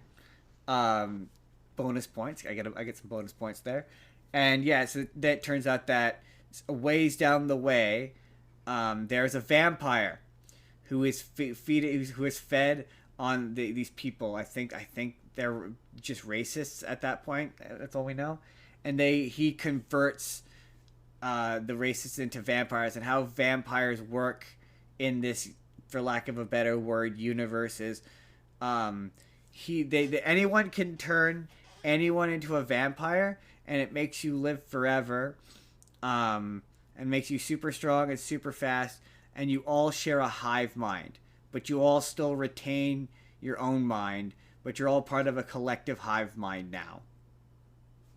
And so the vampire and his two vampire buddies show up at the club and try to get in, and they're the kind of vampire that you have to invite in. Oh, okay. That's And so clever. they show up and they're like, "Yeah, just gotta let me in." And we're a bunch of musicians. We play this kind of music, and they're like, "A, you're giving us a bad vibe, and B, that's not really it's not really your scene, man." And they're like, "Come on, man." They're like, "Nah, man." And they're having trouble with money because they're in a former slave town, and so all of the people are playing with credits that are worth nothing. And so Haley Steinfeld is like, um, I should go. Since I'm white. And her and the one Michael B. Jordan twin can't be together because she's white, but she acts black. That's at least that's how I would characterize what she's like. I'm sure I'm getting that wrong. Um, she goes out and talks to them and tries to get to be like, hey, your money is good after all, and they bite her, and then it slowly is just like more and more people get turned into vampires, and the vampires all attack the bar, and it becomes a stand between who is left and the vampires. As the vampire army goes bigger and bigger and bigger, they obviously inevitably, you guessed it, beat the vampire. And the way they beat the vampires, they're the kind of vampires they can't go out in sunlight, so they just kind of wait them out till the sunrise happens, and they all burn to death. And then credits, movie ends. Feels anticlimactic. And well, I sorry, no, We not just movie. wait for them to die in the Movie sun. movie doesn't sorry, movie doesn't end there. Sorry, it's revealed. I forgot. Big twist. It's revealed that um the people who sold him the twins the barn, that they are clan members, and that they basically sold them to get them all gathered in one place so they could show up and kill them all. And so when um the Haley Steinfeld goes out to talk to the initial vampires, she gets bitten, and they invite her in because they don't realize that she's a vampire. So she's like, "Yeah, just tell me I can come in." And he's like, "All right, you can come in." And so he gets invited in, and then him and one of the Michael B. Jordan twins end up doing it. And she bites him and turns one of the Michael B. Jordan twins into a vampire. And so it comes down to a showdown between one Michael B. Jordan twin and the other Michael B. Jordan twin. And they beat all the vampires, and you think all the vampires are dead, including the one Michael B. Jordan twin. And so the one that's still alive stays back, and he kills all of the KKK members who show up to kill the people who are there expecting there to be a party of some sort with a bunch of black people, and it's just the one Michael B. Jordan, and he kills all of the Klan members in a scene that is fucking awesome. Like, it is great. It is super violent. It's super fun. This movie's great. My only real criticism of it, and this is going to be where I get in trouble, everyone is saying that Michael B. Jordan should win an Oscar for this. They're saying the performance is great, and I'm not saying individually the performances are pretty good. Like, as each of the twins, it's okay. Smoke and Stack. Um, I don't think the movie does it. I don't think he does a good enough job differentiating them. Like, they just kind of read as the same character. Like, they're not doing enough to make them different characters. Like, there's, I guess, subtle characteristics of, like, one's kind of a more tough guy and one isn't, but the only reason I gleaned that is because I read the Wikipedia article. Otherwise, there's so many scenes of like them sitting next to each other just far enough so that they can split it on film. Like it's the kind of movie that you can tell is not confident with your ability to tell which one is which because one of them wears a red hat and one of them wears a blue hat, and the one that gets turned into a vampire is the one with the blue hat, and the one with the red hat is the one that kills the Nazis. And it's also not confident that you can tell the Michael B. Jordans apart because it constantly they say the other one's name, so you know which one is which. And so yeah, so there's a one good scene between them, and also for huge chunks of the movie, they're never in the same scene together. Like for like a good 15 to 20 minutes of the movie, he's off doing different things as the two of them. So when it switches between them, they just kind of feel like the same character. But that's just my opinion. I'm sure I'm gonna get slaughtered for that. But I just don't think I watched American Pickle, and I think Seth Rogen. This is where the hot take comes in, I guess. I think Seth Rogen does a better job in American Pickle as being two people, believably being two people. And I think Mickey 17, Robert Pattinson, does a much better job being two people than Michael B. Jordan does in this. I just don't believe him as two different people. But yeah, so I suppose movie, the question is in this one, are they supposed to be identical yeah, they're twins? supposed to be identical twins. Yeah, Because that kind of makes it less bad that they're like exactly the same. I guess, but it's just in terms of performance. I wish there was more differentiating them. That just So wasn't. you're saying you wish they weren't identical. Yeah, maybe I don't know. Um, so yeah, so the red Michael B. Jordan kills the Nazis, and then the movie ends at its credits, and it's just this old guy playing the blues through the credits, and you're like, that's weird. And then the credits stop, and then the movie just continues on, and it turns out that blue Michael B. Jordan survived. He lived. Red Michael B. Jordan let him live, as long as he promised to not turn the cousin into a vampire, and just let him go on and live. And so it turns out that blue Michael B. Jordan has been alive as a vampire for like 40 years and is the same age. Him and Haley Steinfeld are both alive. That's the twist. That's the end. Okay. And the cousin plays the blues for him one last time, and the cousin, now played by a different actor but an old man, is like, that night where we all played the blues and drank liquor at that bar was the best night of my life. And then blue Michael B. Jordan is like, me too, because that was the last time I saw my brother. And yeah, it's probably going to win a bunch and get nominated for a bunch of Oscars. Like, Ryan Coogler is probably going to get nominated for Best Director. I'm sure it's going to get nominated for Best Picture. Michael B. Jordan will probably get nominated for Best Actor. Um, I Good for liked it him. overall. Like I say, when he kills the clan, man, it is sick. It is satisfying. It's really good. The musical numbers are great.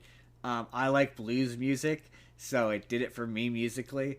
Um, but like I am obviously this skin complexion, so this is one of those times where I'm like, I don't feel qualified to talk about some of the Jim Crow parts of this movie, so I won't talk about those. But yeah, I need to see Marty Supreme, because the discourse Jordan is, Michael B. Jordan is better than Timothy Chalamet and Marty Supreme. I have not seen Marty Supreme. I don't even know what that is. It's a movie about a guy who plays ping pong. Apparently, that's it. That's that's Sinners. Michael B. Jordan, who's Killmonger. Okay. So my next one, I actually think I get a couple bonus points with this one. But my next one is Star Trek Into Darkness. Star Um, Trek Into which Darkness, the bad which one. I which bad is relative. Which I picked because it had Benedict Cumberbatch, who is Doctor Strange. Benedict Cumberbatch. This is before he's Doctor Strange, though. This is But before. then I realized that it also has Zoe Saldana in it, It does. who is Gamora, from That she is. Guardians of the Galaxy. And then I also realized that you said we get bonus points if they were in Star Wars. And it has Simon Pegg, who I'm pretty Uh, sure was in Star yeah, Wars. he was in the Force Awakens. That is true. This is true. Um, so I get 2 bonus points. And I'm not keeping track of points, but I'm pretty sure I'm winning. Um, I stopped keeping track a while ago. Me too. Um, and I will also to say that I find it funny, ironic, funny. I don't know what the term is, but that Ironifying? the visual effects of this movie were created by Lucasfilm. Yeah, that is funny. Yes, the big thing about this is he's not technically Khan. I mean, he says he's Khan, but he's not the he's a different Khan. He's not the Khan that everyone knows from He's the not the show. Khan. He's a different Khan. I can't remember what his first name is, but he's not Sunan Khan. That's the car Hold on, the car I could tell you because it's under Carlos allegations. Montalban. It's under allegations of whitewashing. Um, Allegations of whitewashing is its own category. That's funny. uh, I mean, they did whitewash. yeah, they criticize Cumberbatch being cast as the actor of Khan Noonien Singh, Yes, because saying he's that he had been technically whitewashed into oblivion. because he is technically South Asian. He has He been is whitewashed into oblivion. he is Sikh in the original. Yeah, yeah, yes, he is. He's very specifically Former Sikh. ruler of much of Eastern Eurasia. Yep. Yes. Yeah. Um, The episode he's from does not necessarily portray him as initially being a bad guy, but yes, to be fair, neither does this until the end. casting that character as a man from the UK is about as the opposite of that as you could possibly be. Now that being said, I I'm not like a deep Star Trek lore fan. So I'm going to be talking about this purely as a person who's watching it as a movie. I like movies. Um, and as a person who likes movie, it's also been a while since I've seen the first one, which I do remember liking more than this First one. one's better. Um, but So I remember liking this. I I don't remember. enjoyed this one. Like it's fun, I don't remember having an but issue with it. But to be fair, I'm also just not a Star Trek guy. So like, yeah. I mean, I So am like I now. enjoy it Maybe just as now a I would hate it movie. more. Yeah. I enjoy it just as a movie. Like it's fun. But to be fair, I felt the same way Um, about the first one, where I was like, "Yeah, this is fun," but it just doesn't feel like Star Trek. But I think that's to its That's to it its. feels more like Star Wars than Star Trek. It definitely has that. Oh, what's his name? The guy Simon Kinberg, Magic Blood. The guy who wrote it is a guy by the name of Simon. I believe so. You got it in front of you, right? Simon Kinberg, who wrote it. Says this is written by Roberto Orci, Alex Kurtzman, and Damon Sorry, Lindelof. it was Kurtzman and Orky. The guys who made this, everything they make, there's always a part of the plot is that somebody has magic blood, that like they wrote. Yeah, well, he does. He does have magic blood. It brings Kirk back from death. So they're responsible for Amazing Spider-Man 2, how Spider-Man has magic blood. They're oh, responsible for that. interesting. Yeah. So that's why they need Spot or Khan's magic blood, because for whatever reason they have this thing about magic blood. I mean, it's also just one of J.J. Abrams' best outings. Oh, I don't know that I'd say that, but I won't disagree with you because I can't think of a better one. I didn't say it was his best outing. I said it was one of his best outings. Mostly because anytime I think of J.J. Abrams, for whatever reason, negative connotations come up. I can't think of. I legit can't think of a thing an overwhelmingly good thing that he's made. Anything I could think of that I was like, I like that comes with an asterisk. Other than like the first Star Wars Force I like Awakens. The Force Awakens. That I like. End of list. It's the only Star Wars one that I like. Of the ones that he made, yeah. Yeah, exactly. And I can't think of anything else that he's done without actually bringing up his list of things that he's made, which I can't be bothered to do. Cannot be bothered. But no, yeah, this one I like the movie universe's version of Spock.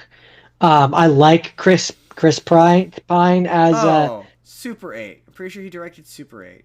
That movie's pretty fun. I don't remember if I had issues with that one. I seem to recall you saying it was alright. Like the Anyways, Goonies, I recall. I like the portrayal of the characters in this.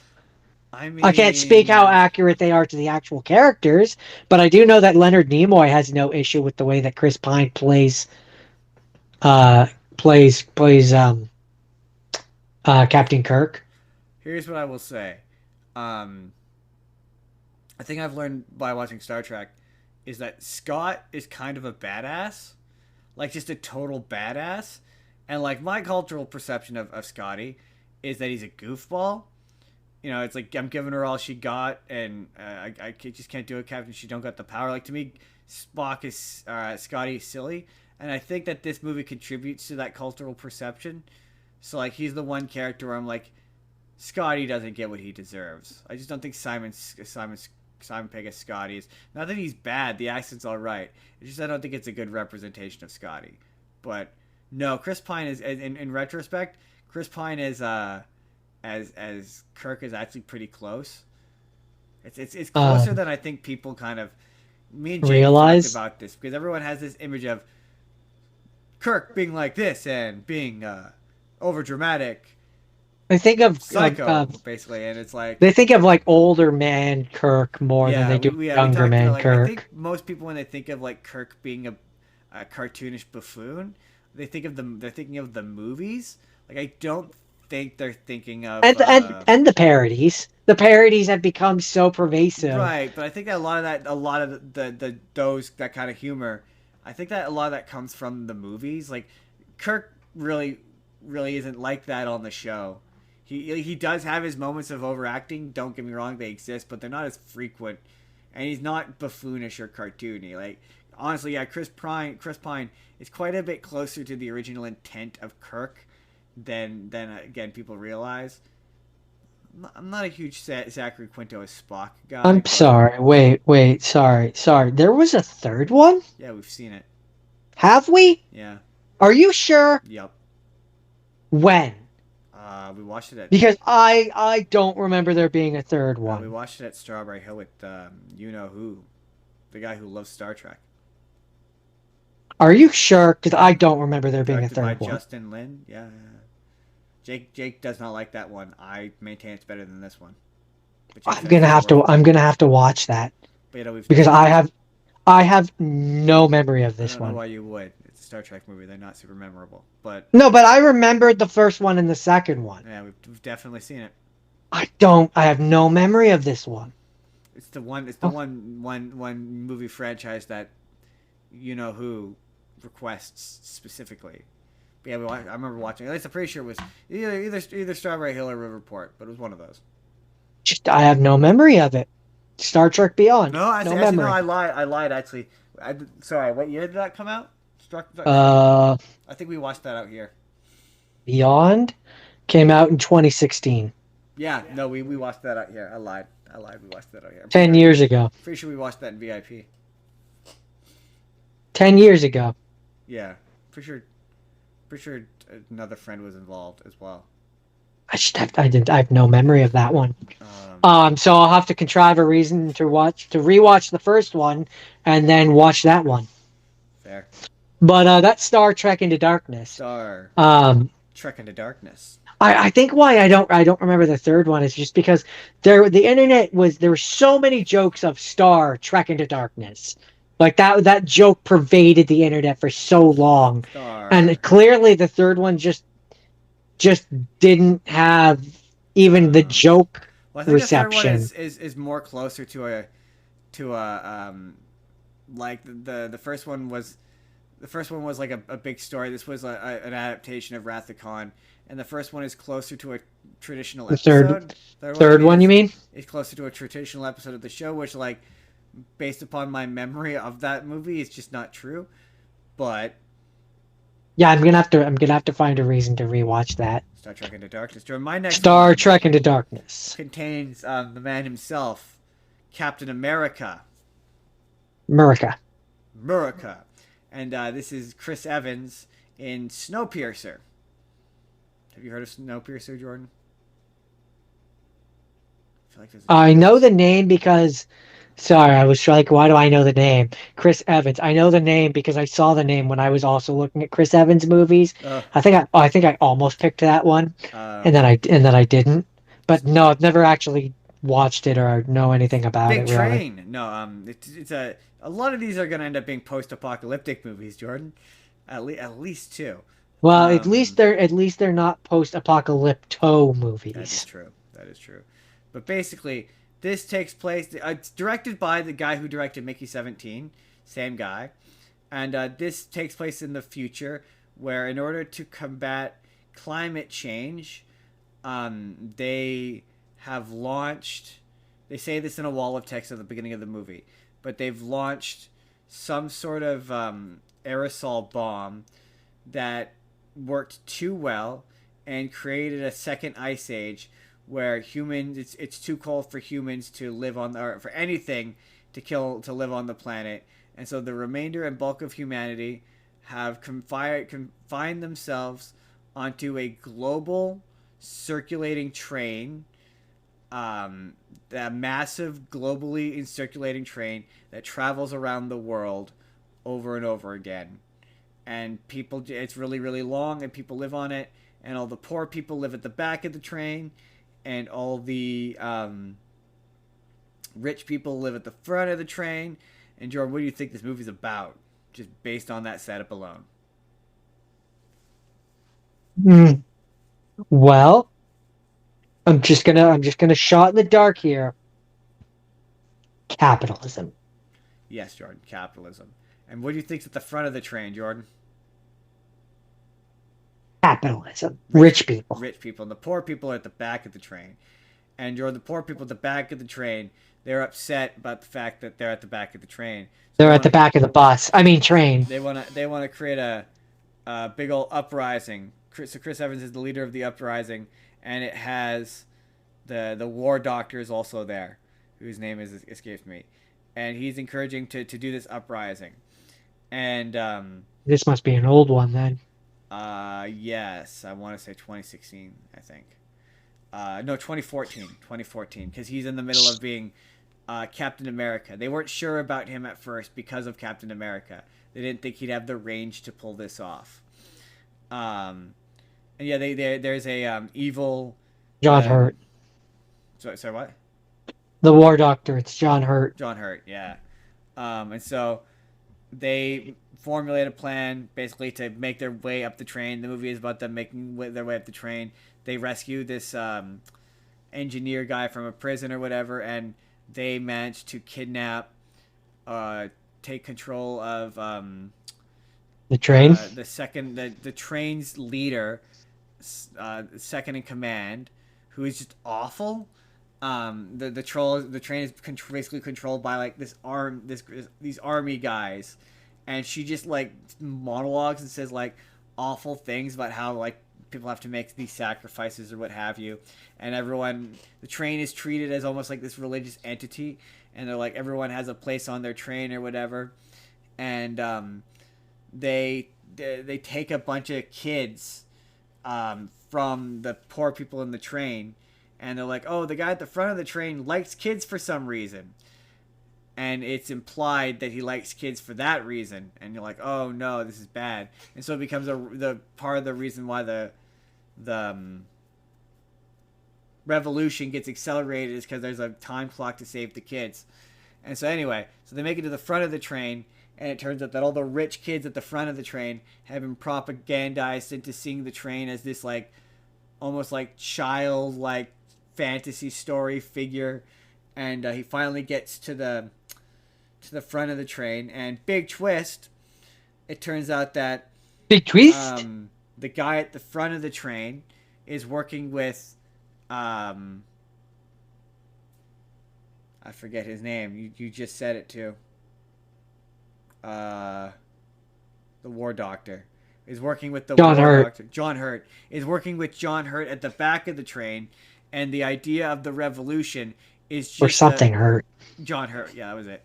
That they work together to create fake revolutions to give the people the idea that they have false hope, so that they'll do these revolutions so that they can basically use it as population calling, because the train only works when it sits at a particular level of people. Like the ecosystem of the train only works when there's a select population of people. So There in can order only be to 200. pretty well, yeah. I think it's like 300. I can't remember the exact number, but pretty well, yeah.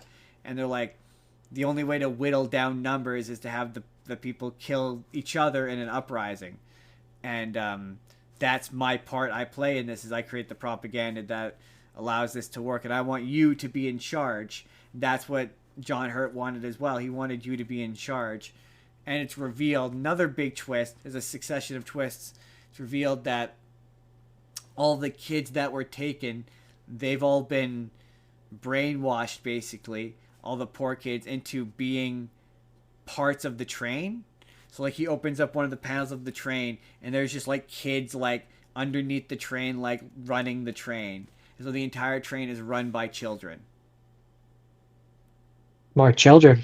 which is a metaphor, Jordan, for how the future of humanity is built on the backs of the youth. Slaves? The youth, Jordan, and slaves, but the youth. And it's all right. Just like real life. I honestly like Wiki 17 better, personally. It's not. People have cited it as being a pretty good action movie. It's all right. I found some of the camera work to be really shaky. As an action movie, it didn't really work for me. The metaphors and the allegories were like, oh, this is interesting. Like, there's a bit at the end where you find out that that the reason why he's part of this revolution is because he tried to eat. Basically, everyone in the back tail got so desperate that they started to eat each other, and he tried to eat the baby of John Hurt, and that's what got him involved in it. And it's a really powerful scene. Chris Evans is quite good in this. And there was someone else. There was someone else that was in a Marvel thing. Who was in this? Let's see if I can figure out who it is. Doesn't matter, I'm still winning. But this had Chris Evans. Yes, I'm going to be getting more bonus points in my next one too, Justin.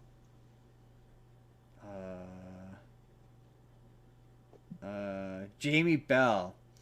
And the one after that, I also get bonus points. Jamie Bell was it. Jamie Bell is the Fantastic Four. He was the Thing. He's also The Tintin. Fantastic Four and Where to Find Them. And Where to Find Them. He's also Tintin in that one Tintin movie. Tintin. Tintin. That is the end of that. That is the end of Snowpiercer. Well.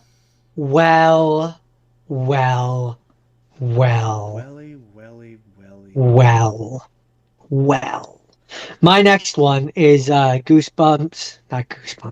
Ghostbusters Afterlife. I picked it because it has the man, the myth, the legend, Paul Rudd, the Ant-Man. It's funny when you were like, Ghostbusters Afterlife. I'm like, who from Marvel's in Ghostbusters? I completely forgot Paul Rudd's in that movie. Not just Paul Rudd, but there is also another person who is in this who was in a Marvel thing. And that is the mom, Carrie Coon, who, yes, she is Thanos' henchman, Proxima Midnight. No kidding. Oh, shit. And then Bill Murray as well. Bill Murray's in Ant-Man 3. That's the one I went and he's like, oh, yeah, Bill Murray's in Ant-Man 3. And then you went Paul Rudd, and I went, oh, yeah, Paul Rudd is in these movies. I forgot about that. I forgot about Bill Murray, too. So I get 2 bonus points from this. This movie, it's hard to hate this movie because it's not a bad movie, but it is disgusting and manipulative. So it's part of what makes Awakens, Jordan. It's the Force Awakens for Ghostbusters.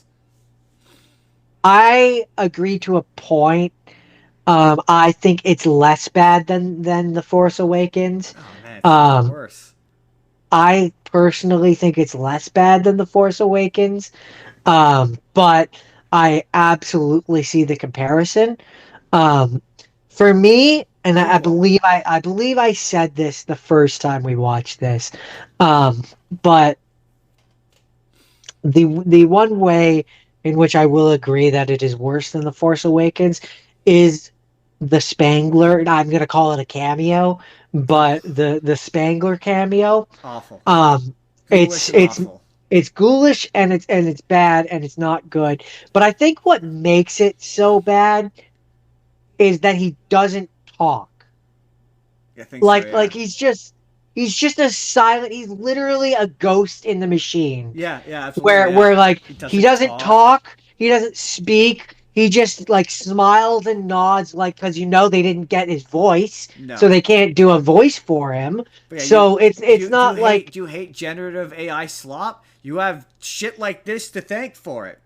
like I hate it. I hate it the first it time would I it would watched be it. I hate it every time I see it. It creeps me out. It's weird. I hated it when it was Tarkin it and would I it hate would it. I be hate it would be less creepy for me if like they had like even gotten, and it would still be morbid. Like there's no version of this where it's not no, I morbid. don't think there's a version of But this that's like okay. no, I should say there's one version of this where I can say like okay, and it's the version with Carrie Fisher where he was alive to give consent Okay, before. yeah, yeah. When they're alive Then to give consent, it's different. I then still it's think it's different for weird me. and I still creepy. don't like it, It's but then it's different. yeah, it's a different kind Um, of weirding. And like I again, I just don't care that the family. I get that the family gave their consent and their permission, their well wishes. Like there's the guy who he did it for that Alien movie, and his family apparently cried. But and who am I to take that away from I them? I But it's think it would still have made it less gross and weird for weird. me if they had like if okay, so family gave permission, they're gonna put it in no matter what. I think for me it becomes what less weird if like you even go back to the or like the original stuff and take some of his voice lines from that Something. or something. Maybe Just kill off have one of the other some way Ghostbusters so they're also dead, of having him talk. or Like something. some sort of line, even if it's just like a grunt or like something, but like he has no noise. He doesn't What's weird do anything. And it's weird. well, this movie really wants to go out of its way to pretend that Ghostbusters 2 wasn't a thing. Because, like, yeah, it really goes off of the idea of who Egon was in the first movie. But, like, Egon in Ghostbusters 2 was, like, reasonably sentimental and, like, kind of sassy. So, like, he would have had, like, a line to say. Even if you couldn't get his voice back and, like, I don't know, he communicated through one of the people and the character spoke in some capacity. Or like he had to talk through the radio or something. And so then you can have a sound alike who vaguely sounds like him, but it's crackly and it's like you don't fully hear. And so that's why he doesn't sound exactly that. Like they could have come up with Or, like, something. I don't know, Or like he leans recast. down, even if they had gone the lazy route of he leans down and whispers in his grandchildren's ear, Finn Wolfhard's ear or something, and Finn Wolfhard talks for him. Or don't bring the character back or recast. I like those two options better. Those are my options I like better. I would have just not brought him I back, would have just but you not know brought him back. Like, well, that's just me. you can bring it back where the guy kills him at the beginning, and that's the inciting incident. And like, there's all the like, you can have it where like he's the one leaving behind the mystery for them to solve, all and have him participate in the story that way. But don't have him show up. As I know we're fixated on this, but I just cannot stress how much I hate it. It makes me hate this movie, and it's the thing that and it makes me extra upset because I like this movie. I like everyone in it. I like Paul Rudd. I like Yeah, Finn it's Wolfhard. otherwise I like the sister. I like what they do it's with her. otherwise a really decent and solid movie. It's just that one scene, But that one thing which off puts me. oh, it's off And me so for so far. that's where I say I would like to and I watched this so that I can then I watch know I the want to see the sequel. new one. But like I want to see the next one because I've heard if it's he's not bad. in that one, if he's not in that one, then it just to me I've heard it's bad. should make it solid. I've not heard good things. But yeah, I'm of the same opinion. I'd like to see same ingredients minus the creepy ghoulish cameo, and see if it improves my mood on it. Also, the character is this the one that has a character named Podcast that does a podcast? He refers to himself as podcast, yes, and he Because does a podcast. like it's And one of his those characters. one and his one subscriber is the original It's one of those Ghostbuster characters dude. where you're like, oh, clearly the person who wrote this has never actually listened to a podcast in their life. It's like reminds me of that movie Free Guy, where it's like, oh, none of these people have ever played a video game. Yeah, but I gotta say, overall, this movie is fairly decent, It and was financially, it did pretty good. it did enough to make a sequel and probably another sequel.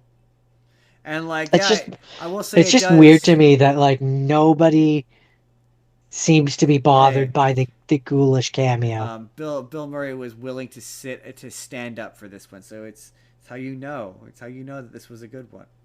He was actually willing to get out of Interesting. his chair. So apparently, there's a I don't know if this is still in development or what, but there is a separate animated film by Sony, which is announced to be in development. Huh. But Interesting. I don't know.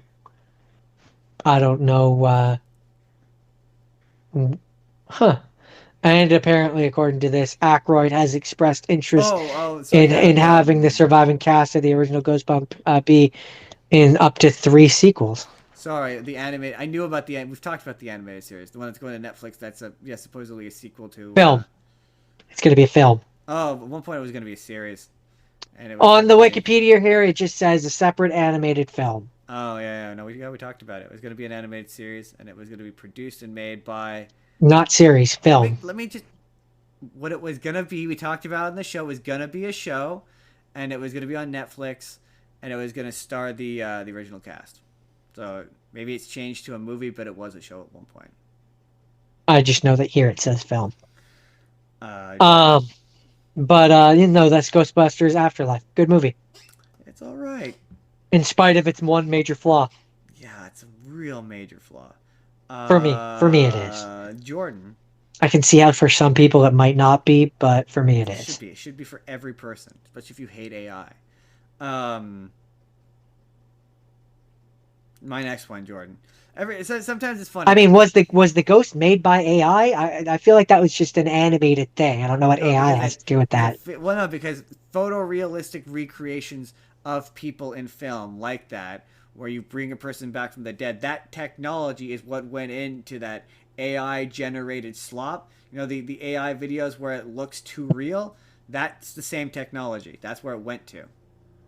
I mean, fair enough, but So people it supporting. just feels like you're complaining that specifically is AI slop, No, and no. I'm like, I'm What I'm pretty saying sure is it was very much animated by people. what I'm saying is that people supporting that and people being okay with that and people crying over it Became AI is what slop. became AI slop. Yeah, Oh, okay, that okay. inevitably It's the progenitor. yeah that technology is what would eventually become AI slop. Um, so Jordan, every once in a while I watch a movie where it won a bunch of won a bunch of awards, and I go initially I'm like ugh, and then I get midway through it and I'm like, no, I get it. This is The Hurt Locker. This came out in 2008. This won the Best Picture. This was in the same year as Avatar, and this movie winning Best Picture was funny because it is directed by the ex-wife of James Cameron, and the Oscar was just another thing the ex-wife took from him.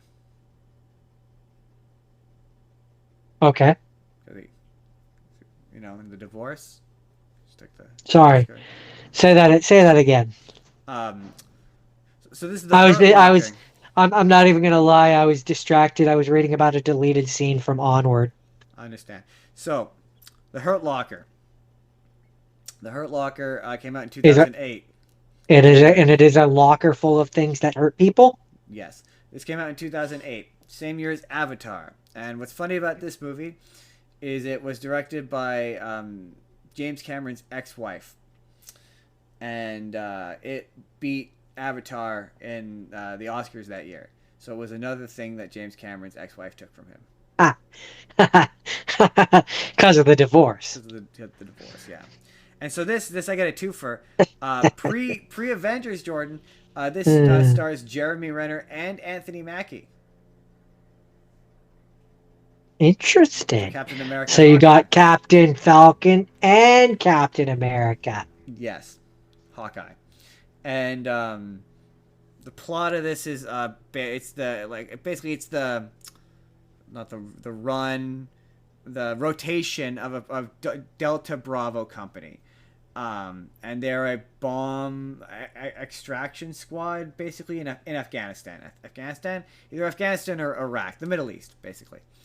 And the bomb squad guy gets blown up at the beginning of the movie, and Jeremy Renner gets brought in, and he is kind of like arrogant. He's gone through this a bunch, and his whole thing is like this is his whole thing. Like it's all he does. Like there's a point, not to jump ahead, but there's a point at the end where he goes back home and he just can't integrate back into real life. So the movie ends with him just going back to Bravo Company because it's the only thing it does he can do. And there's this really, it's my favorite scene in the movie, but it's so simple where they've gone on this like really like was bombastic mission, and it cuts to a guy at the base and he's just playing a violent video game. Like he's playing like a shooting game and he's shooting people, and in the next scene he goes out and he shoots a bunch of people, you know, as a soldier. And like just the juxtaposition of So the I'm gonna let you. desensitization to I, I, violence. I'm gonna let you finish, but I need to interject here because as soon as you said bombastic, the first thing that my brain did was Mr. Bombastic, It's the kind of movie that have that at the. and I play that song in my I head. mean, I went bombastic side eye. Um, but Jeremy Renner, he meets a young boy that he bonds with, and over the course of an operation, they discover what the movie calls a body bomb. I don't know if that was a thing they encountered over there, but if it is, fucked up. It's pretty much exactly what it sounds like. It's a body that has a bunch of explosives in it. The people when they go to investigate it, it goes boom. I mean, Um, it sounds just fucked up enough to be real. It So, does. It does sound fucked up enough to be real. And the action sequences are like really good and really well shot. Anthony Mackie is also really good in this. Jeremy Renner is really good in this. I think he got nominated for Best Actor. The cinematography is phenomenal. It's one of those movies where like, um, I understand why it won and got nominated for a shit ton of Oscars because it was one of those I cynically avoided for years because I was like, there's no way it could possibly be that good of a movie. But it's like, yeah, but it is. Like, there's this really good, really cool scene where they're in a like a not stare down, but like a showdown or whatever between a sniper and Anthony Mackie has him pinned down, and just the close-ups on their faces of their lips are all cracked, and like he's like, I need juice, and the guy gets him like a Capri Sun, and like Jeremy Renner is like struggling to like open this Capri Sun, um, and yeah, he's like there's a point where basically Jeremy Renner has to learn he becomes too emotionally attached to things and to people, and at the end, um, spoiler alert, he thinks that this boy has basically that he was the bomb, and he goes on this like Jason Bourne style mission trying to find information and try to find what happened to the boy, and in the process of doing that he gets a bunch of people killed, and he goes back to the base after they have this like successful mission that happens as a result of it, and he goes back to the base and they all get commendations, and the one of the people in the squad winds up with a bullet in his leg, all because they tried to look for this boy and it turns out the boy's alive. And so Jeremy Renner just like coldly like walks past him because he realizes that the kid was never friends with him. It was all just a con to get him to buy DVDs and buy him stuff. And he's like, I can't get attached to people in this position. And yeah, he goes back home, and he can't adjust back to being at home. He can only function when he's disarming bombs at the war in a war, and he signs up for another rotation on Bravo Squad. And the movie, I was surprised by how much I liked this movie. It was really good. In terms of like war movies, yeah, man, you definitely learn. Like, I'm pretty sure this was either Iraq or we're gonna Google it right now. I'm pretty sure it was Iraq. I mean, really, at the end of the day, Justin, war. Ugh. What is it good for? What is it good for? Justin, the Absolutely answer nothing. is absolutely nothing. Say it Now again. you need to say it again. War. Ugh. Oh yeah, so it's the second year of the Iraq War. The Army Explosive Ordnance Disposal Team is what it's about. And yeah, quite good. But it's really the thing about watching movies about America is you're always like there's a certain part of you about the American Army in particular, especially in conflicts like that. I kind of have the similar experience with the Vietnam War movies where you're like, man, you guys sure look like the bad guys in a lot of these scenes. Like I know the movie wants me to think that you're the good guys, but you're doing some bad stuff to some native people.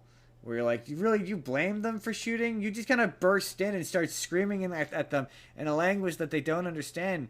I mean, you really blame them? You just kind of showed up and started forcing your views and opinions on other people that didn't agree with you, and for You got some that reason that freedom you're whether the you good want it or people, not. you know, you just Freedom. I've just force your opinion on others. Anyways, overly simplify a decade-long geopolitical conflict. But yes, it's really good movie. It really is. I was surprised. I was impressed. When we do our war movie episode on the list. so if that's all you have to say about that, It is. we're going to talk about my last rapid fire. And we're going to end on a good note because we're going to talk about Onward. Now, as for who's in Onward, you got Spider-Man, which is why I chose Spider-Man. it. And then I remembered that it also has Star-Lord, It does. and it has evil Samuel Jackson because it's got Julia Louise Dreyfus in it. Sam Jackson. There's a bad guy in this? No, not in this. I'm saying from the MCU. I see what you're saying. I see what you're saying. She's the character who I can't remember what Oh, the I thought you character Elaine is. from Seinfeld. Yeah, but in the MCU, Oh, I see. I she's see. You're right. You're right. She's Val. yeah, Yes. evil You're right. Sam Jackson, Right. evil Sorry. Nick Fury. I Sorry. almost forgot the premise of my own thing here. Um, Who's she? so huh? Who's she in Onward? I think she's the mom. Oh, okay. That makes sense. And then there's the whatchamacallit, the what is it? The half one thing, half another person that they get the map from, who's played by Octavia Spencer. Oh But yeah. she's not from the MCU. I At think least I she's. don't think. I think she was in one of the Iron Man movies. She might be. I'm too lazy to look it up. I think she was. Um, Oh no, maybe it was in the first. I'm pretty sure she yells at Tony Stark in one of the Avengers movies. but huh. No, Sorry. Captain America 3, I think. Yeah, no. So basically, the two brothers, uh, they find out because their dad has been dead for a long time, but he left a wand and a spell that he created, which would allow them to bring him back for one day so he could spend the day with them on Tom Holland's 16th birthday. And they don't Um, bring back the half that talks. You would think like if you're gonna bring back half, you'd bring back the top half. It'd be much easier to deal with. no, I mean it wasn't a choice. It was the spell got interrupted as it was summoning the dad back, and it got interrupted when he was about halfway through. So, Oh, but but as it's big fun. as Hedis. It's what? Make his head appear first.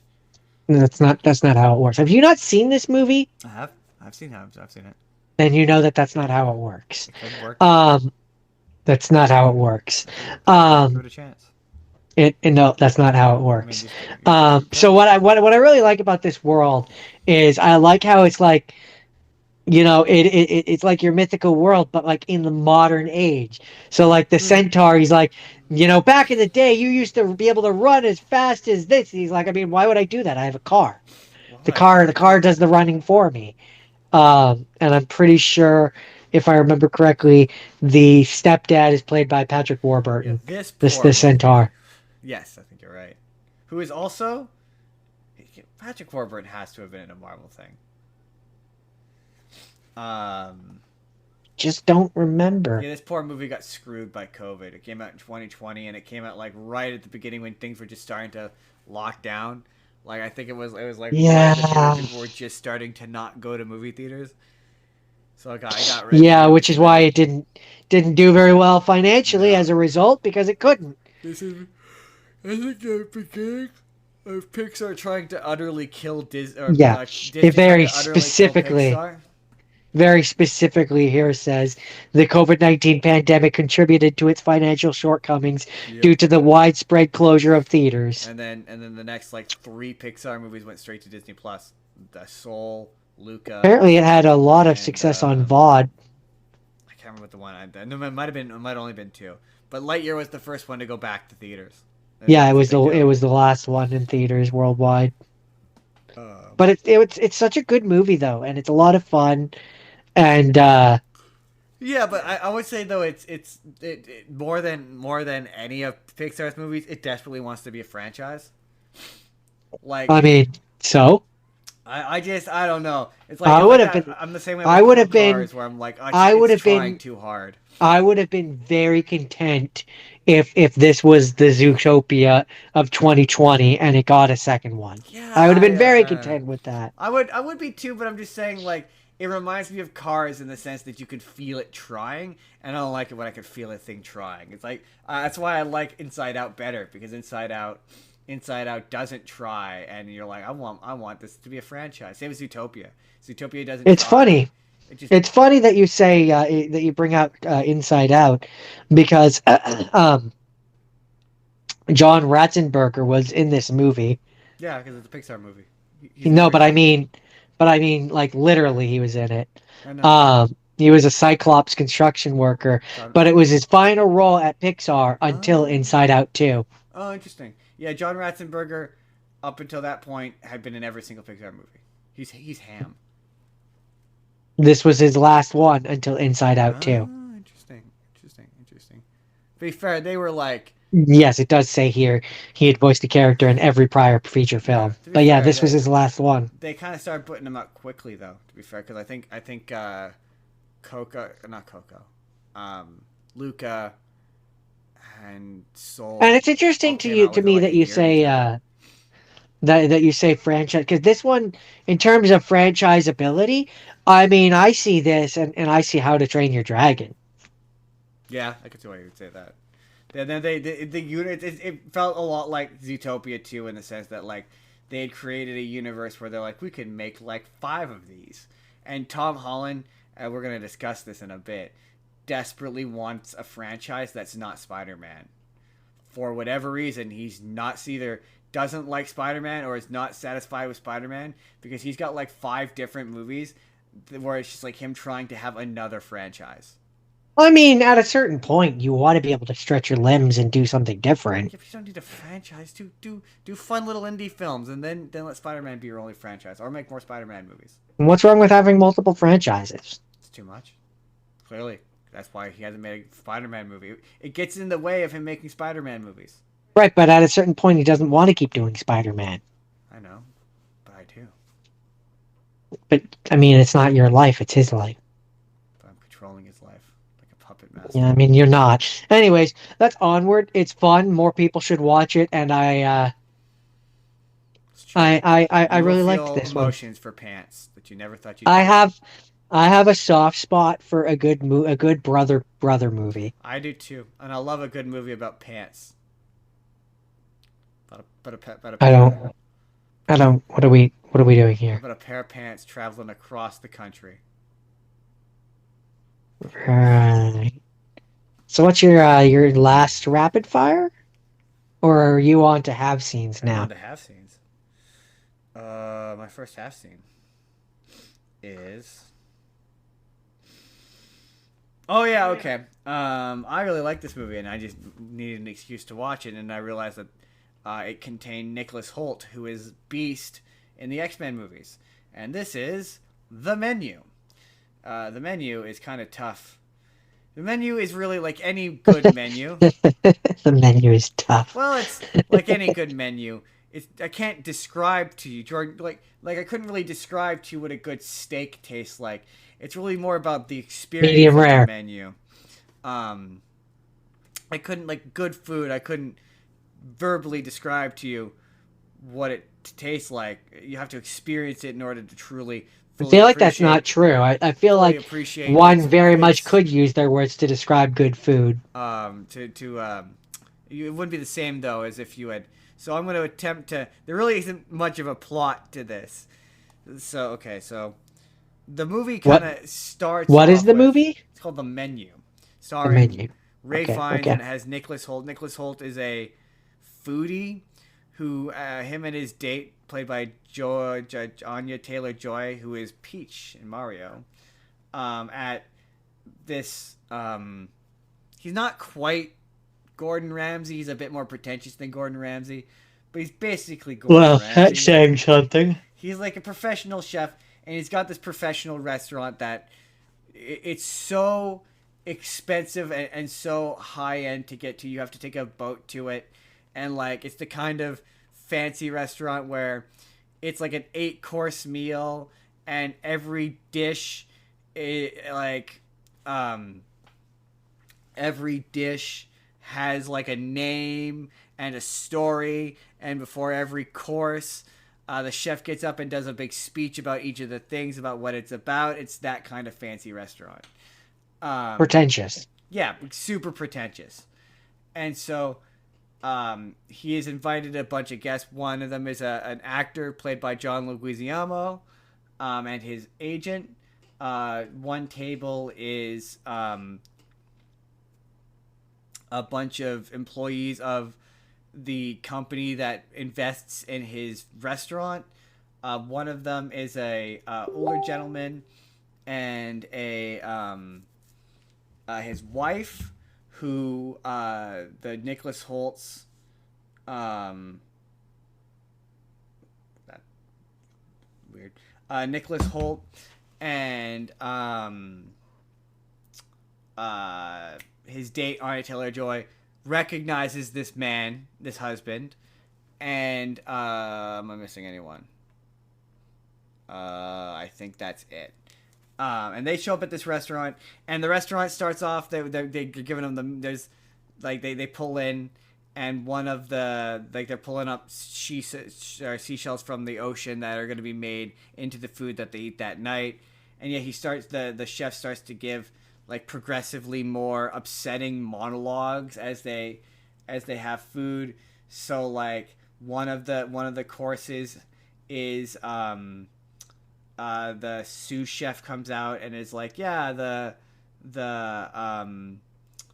head chef guy tried to have sex with me and I turned him down, and so he made my life miserable, and this is my ode to that. And then it shows you like on screen, it like shows you a dish, and what it's made is what it's made out. And the movie is the courses go on. At one point, oh yeah, so yeah, no, it's called Man's Folly. Her dish, the one where she's like, oh, he tried to have sex with me and I said no, and he punished me with it. And so he comes out and she stabs him with like a small knife or whatever.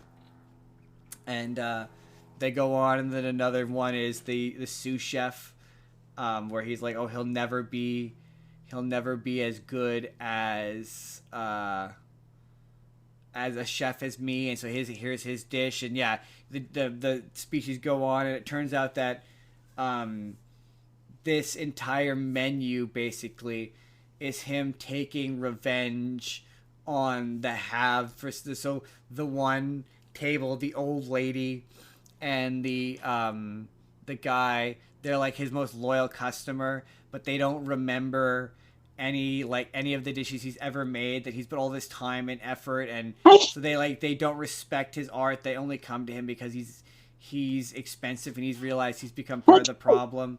Like the group of guys, they're like embezzling money.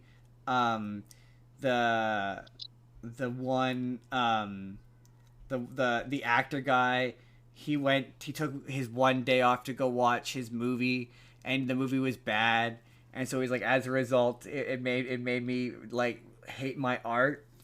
And so yeah, as it goes on, the girl is not eating any of the food, and he's getting progressively more and more irritated. He's like, why won't you eat any of my food? Why won't you eat any of my food? He's like, I'll eat when I damn well feel like it, and you can't tell me. He's like, no, but the whole idea is it doesn't work if you don't eat the food, and then the menu ultimately is going to end with everyone in the restaurant dying.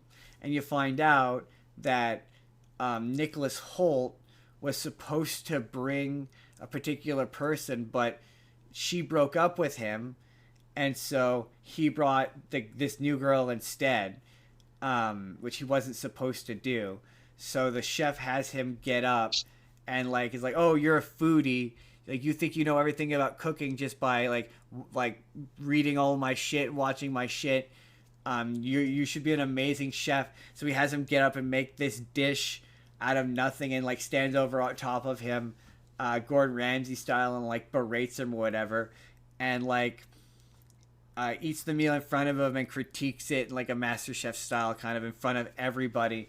And he's like, yeah, it's terrible, basically. It tastes like shit. It's fucking garbage. It's half raw, and the dish ultimately, in its worst sin, has no cohesion. And so then the guy, obviously heartbroken because his entire identity is tied into loving this one chef, kills himself.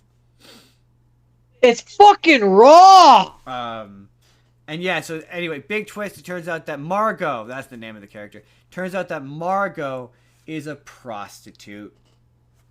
And the reason why the old guy at the other table keeps staring at her is because he was a client that hired her to dress like his daughter and tell him he was a good guy. Um, okay. That's So, I mean, everyone has a kink, I guess. no, bad, no, no, no, absolutely not. And so, the chef is basically like, yeah, I need to know where to put you. Are you in the service industry, or are you the served? Like you have to die either way, but are you gonna die with us or with them? And it gets to a point basically where she's like, yeah, why would I want to? He keeps being like, why won't you eat my food? It's like, because why would I eat anything you make? You clearly don't give a shit about anything. He's like, why don't you make something I actually want instead of this like hoity-toity, like holier than thou bullcrap? And he's like, well, what do you want? What do you really want? And earlier she'd seen a photo of him at a Burger and fries. Yes, pretty much. Yeah, she sees a picture of him at a burger restaurant, and that was the last time he had felt any passion for cooking. And she's like, I want a cheeseburger, but like a proper cheeseburger. Like I want the best cheese. And he's like, I'll give you the best cheeseburger you've ever had in your fucking life. And he makes her this cheeseburger, and she takes one bite. And she's like, can I have this to go? And he's like, yeah, and he lets her go, and then proceeds to kill the rest of the restaurant, the rest of the people who he had initially planned to kill. And they're all like, they finally, I guess, at the end of their lives, understand the beauty of the menu, and its simplicity and what it's like, or and its beauty and it's what it's meant to represent. And it's one of those movies where it's all metaphors and similes and whatnot, you see, and it's pretentious, but that's the idea, because it's meant to be critiquing something that is in itself pretentious. And it's really funny. It's a really funny movie. There's a really funny bit. I think it's during Man's Folly, where he's like, you will all in a greatest like game style kind of moment, is like all of the men will be given like a 45-second head start to get out, and then one of the frat boy guys just takes off. And he's like, starting now, to get away. And if any of my chefs catch you, they will bring you back here, and then you will be made to die. But this is your chance to escape. And yeah, it's just his Ray Fiennes. He's Voldemort from Harry Potter. And if you've seen The King's Man, he's in that as well. His dry sense of humor is so funny. Nicholas Holt, he's also smarmy and awful and terrible. Like he's told that everyone's going to die at the end of the menu, and that's the point. And he invites Margot anyway, knowing that she's gonna die. He's smarmy and awful. There's a lot of twists and turns. I've done a bad job describing it intentionally because I think you would enjoy it, and it's definitely a movie worth checking out. It's good. It's The Menu. Hey. The Menu. So, my first have seen. I had to pick one of the founding members of the MCU. Um, and so I picked a dude who was playing a dude while dressed as another dude. I picked Tropic Thunder. This movie's funny. And I picked that because it has the Downey in it. The Downey. Where, he is an Australian actor who has gotten a pigmentation surgery so he can play an African American soldier in this movie. Boy, did he. And boy, did he. Boy, did he. And so, yeah, this movie is basically you have a bunch of um, pain in the ass actors who are supposed to be making this Vietnam movie, and they're all really famous in their own spheres of influence. Yeah. So Jack Black is the comedy funny guy. Ben Stiller is the famous action star. Who's, I think, Robert. Directing? No, they have a director. No, they have a famous director. Right. They have he's a new director. So he's still like babyface director, and he can't keep them in line. And then you have Robert Downey Jr., who is like supposed to be this Australian, like he was essentially in this universe's version of Brokeback Mountain. Yeah, it's basically Heath Ledger. More or less, yeah. That's why he's got blonde hair and he's Australian, because Heath Ledger had blonde hair and was Australian. And then you have Baruchel, Jay Baruchel, who he's supposed to be like the fresh face, new to the industry person, and it's making fun of the industry. It's making fun of war movies. It's having a real good time, and it's not taking itself too seriously. So yeah, they're having a hard time filming. So then the person who this is supposed to be based off of is like, well, just throw them into the jungle and film them with hidden cameras and do this and do that, and things go horribly wrong. And it turns out, spoiler alert, that guy's full of shit. Yes, he is. His hands weren't missing. He made the whole thing up. Also, Danny McBride is there, and he's the what is it? Demolitions expert. Special effects. That was it. Demolitions. I was gonna say special effects. Got Tom Cruise as Les Grossman. Who they were gonna make a Les Grossman movie, and they never did, and that's a shame. There's a universe where they made a Les Grossman movie, and where that world is better for it. I like to think that's the world where Trump didn't become president. I'm surprised that there's never been a sequel to this. Although apparently, I haven't watched it, but apparently they did a whole making of Tropic Thunder thing where it was them in character. That's funny. Doing a making of movie for Tropic Thunder the movie. That's funny. So that's a thing. That's funny. Which I haven't watched. But Tropic Thunder itself had a budget of between 90 to 92 million. It's one of the most expensive comedies ever made, to my knowledge. Do you want to guess what its box office was? It was expensive. I think it was like at least 500 million. Well, box office for what it made. 500 million. Oh no. Made 100. It made 195.7 million. 197.5 milli? 95.7 million. Million? And I mean, what else can be said about this? It's fun. It's stupid. It's silly. It has Tom Cruise. Tom Cruise is in it. So speaking of Robert Downey Jr., Jordan, for whatever reason, there's only been 2 movies in his life that he's really wanted to make. So much so that he created his own production company to make these movies. One of those movies, Doolittle. The other one is The Judge. I'm guessing you're not doing Doolittle. I'm not doing Doolittle. I'm doing The Judge. This is The Judge. Have you seen The Judge? I don't think so. The Judge is Robert Downey Jr. It's 2014, and Robert Downey Jr. is like, what if I didn't do Iron Man? And everyone's like, no, no, no, no. Shh, shh, shh, shh, shh. You put that fucking helmet Put on. that helmet on, and you Iron Man till we tell you to stop Iron Manning. And then maybe you get one movie where you don't Iron Man, and then you're right back to Iron Manning. Yeah, you're not Iron Manning, but you're Iron Manning. We all know you're Iron Manning. You're Iron Man until you're 90. Ooh. This is very much he very much wants to be taken seriously as a dramatic actor, and it's exactly the kind of okay. So everyone in this movie knows the kind of movie they're in, and it's exactly that kind of movie, and they show up and they do the performance they need to, and they're all good performances, and it's what's his face? Oh, I lost the name. Robert Duvall. Robert Duvall is a judge. In case you don't know who Robert Duvall is, Robert Duvall is the tough guy you get when Robert De Niro is not available. Like, it's not to say that Robert Duvall is bad. It's just Robert De Niro can't be everywhere. Sometimes Robert De Niro needs to say no, and you need to get a tough guy, and Robert Duvall is there. That's who he is. Okay.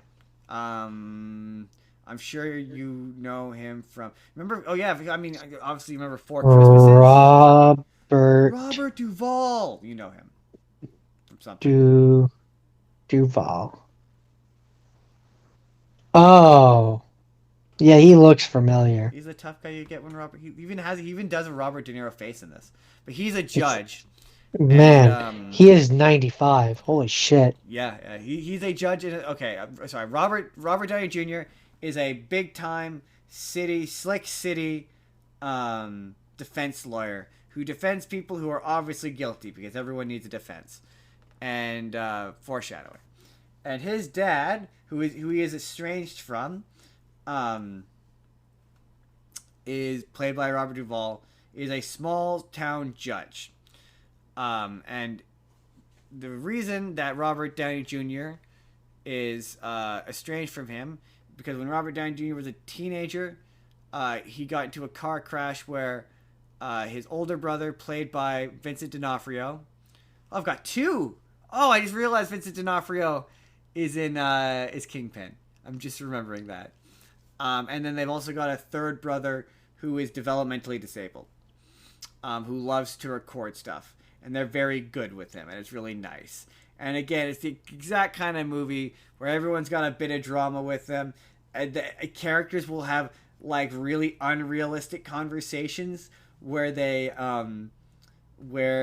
just vomit exposition. So like, there's a point where a guy who Robert Downey Jr.'s dad sentenced to like prison has recently gotten out, and somebody has killed him and run him over. And the judge's car has a bunch of blood and hair on it, and it is dented. Oh, sorry. Initially, he goes home. Robert Downey Jr. goes home because his mom dies, so he goes home for the funeral. And while he's there for the funeral, him and his dad get into a bunch of fights and arguments, and the brother, they all get into a bunch of fights and arguments because the dad is mad at Robert Downey Jr. because when Robert Downey Jr. was a kid, he got into an accident that wrecked Vincent D'Onofrio's baseball career. Baseball? And so he's a baseball Robert star. Duvall is resentful that that Vincent D'Onofrio runs this tire shop and is not a big time baseball player. So they get into a huge fight about it, and he goes to leave, and then yet turns out that the dad has been arrested under suspicion of hitting this guy with his car. And so then the rest of the movie is Robert Downey Jr. It's a courtroom drama of Robert Downey Jr. defending the dad in in trial in court, and you find out that the dad is dying of cancer, and that the cancer treatment is causing him to have memory loss, lapses in memory, and so he isn't sure whether or not he did. But prior to it happening, the guy insulted his wife, so he's like, "It's possible I did, but I don't have the memory. Like I don't have a memory of it happening." Um, and Robert Downey Jr. is the kind of shitty defense lawyer where he's like, "It doesn't matter if you're innocent or not. I just need to provide reasonable doubt I just need to make them think that it's possible that you didn't that do you it." didn't Yeah, do it. exactly. I don't need to prove that you're innocent. I just need to make them question not whether you're not. And everyone's good in this. Like the Robert Downey Jr. has a little daughter who he's great with. Vincent D'Onofrio might be the MVP of this. Robert Duvall's great. The ending is schmaltzy and sappy. Obviously, the dad eventually, spoiler alert, big spoiler alert, but the dad dies, and there's a big sappy scene at the end where him and Robert Downey Jr. go fishing, and the dad dies on the lake. That's very sad, very emotional, and like, yeah, as a guy who loves father son stories, it got me right in my heart. It's manipulative. It's the kind of movie where like it's making me feel feelings, but that's because the music and the acting. Like again, every person in this It knows movie, exactly what it's it doing. knows the kind of movie it's in. They all showed up to do like I'm like, oh, this is a particular performance until you remember. I'm pretty sure, uh, it's Robert Downey Jr. was on a show called Ally McBeal for like many seasons, and I'm pretty sure he played a lawyer on that show. I'm pretty sure that's the plot of Ally McBeal because, like the from Futurama, the single female lawyer, that Yeah, girl. yeah, That's yeah, yeah. Ally McBeal. That's making fun of Ally McBeal. So I'm Uh, pretty sure he was a so like yeah, him being a lawyer, like a dramatic lawyer, is not really that much of a stretch, like acting wise. So this is not really challenging any of them acting wise, in my opinion. Like it's very much an Oscar Bation. Like Robert Downey Jr. again, his production company produces this. So like he really wanted to win an Oscar, and that's what this is. This is him desperately trying to Oscar bait his way to an Oscar. Just Oscar baiting all day long I for mean, 2 hours. sometimes you gotta master. You gotta. Or sorry. You gotta Oscar bait, like 2 to 3 times a week. Sometimes you gotta do it 2 to 3 times a day, Justin. I mean, Sometimes you got to Oscar bait more than once to get the job done. It's well, true. sometimes you just have to do it as many times as it takes. Um, but yeah, there's just a lot of scenes of like character. Like there's one scene where it's Robert Downey Jr., Vincent D'Onofrio, Robert Duvall, and the brother all in the car, and they're just telling the backstory of the guy who the dad let go, and that's the entire point of the scene. Is just for them to have this conversation, which is just exposition about this guy's back, and then it happens multiple times where characters just stand around and have a conversation where they say stuff that they already theoretically know for no real reason other than the audience needs to know it. And yeah, it's one of those kind of movies. You really gotta suspend your disbelief, but I like it, but it's one of those I don't think it's reviewed exceptionally highly well, and I get it. I get why. It's yeah, it's ticking those boxes, and if you like boxes ticked, it's gonna tick them. You either will or won't like it. Exactly.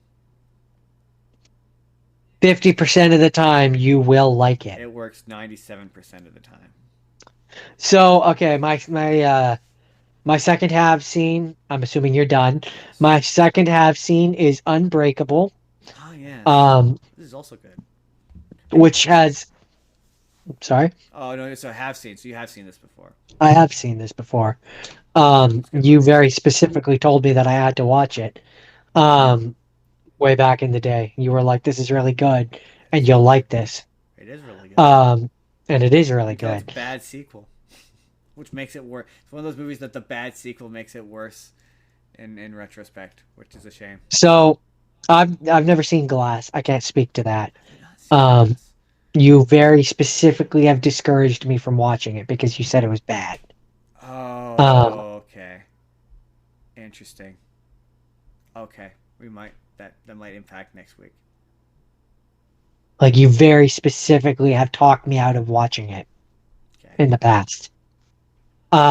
So no, I've never seen Glass. Okay. I have seen Good to know. I have seen Split, but I like Split. um, sorry, we're getting away from the point. Unbreakable. I picked it because it has Mr. Samuel L. Jackson in it. It does. Nick Fury himself. Yes, his first time, As first super villain role as Mr. Glass. Yeah, I like this one. I like this one better than it's where it goes because I like the I don't remember if in the first one if they do say whether or not it's real or because his powers are like he's slightly stronger than a regular guy. Like they're not really well, no, superpowers. his powers are that his powers are supposed to in this one. What they set up, I should say, is that his powers, him and Mr. Glass are basically on the same scale. Mr. Glass has bones that are easily broken, whereas Bruce Willis cannot be injured. That's his powers. Yeah, but the thing I like about this movie is it's not it to my recollection, or maybe I liked it better when it I like it better when it's slightly ambiguous as to whether or not he does have superpowers or if Samuel L. Jackson is just insane. I think the idea is that it's supposed to be ambiguous, but and maybe this is an example of I know there's future movies and that's impacting me, but I don't see it as ambiguous. No, not anymore. It's not. Because he doesn't get hurt. I don't think. Even Yeah, like he falls out of a second. No, I'm talking even in terms of the yeah, but movie. again, that could be He chalked falls up out of to like he falls out of like a second story window and he doesn't that get an injury. that could be chalked up. That could be chalked up to adrenaline, luck, any number of things. And that's where I say it's hard for me to say because I'm watching it with the power of hindsight. Yeah, yeah. So it's hard for me to to know for sure. But either way, I as okay, it's at this point that I'm going to and I'm doing this in the way of I'm looking at them as individual movies.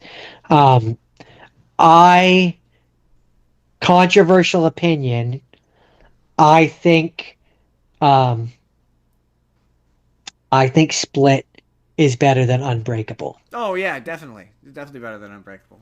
I think it is too. Um, I think Also, I think for James McAvoy's performance is just objectively way well, better that's and what I more was gonna interesting. say. His ability to play like so many different versions of himself are so good in that movie. But that That just compared to this one, I refuse to it's believe that just started off as a thing that was attached to Unbreakable until like the oh, I very don't think it end. was So either. like, I don't think I that's think fair to.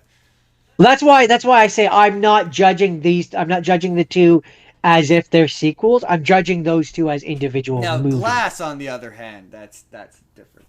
Yeah, well, when you read about it on the Wikipedia here, it very specifically Gonna have says to get you to watch Glass.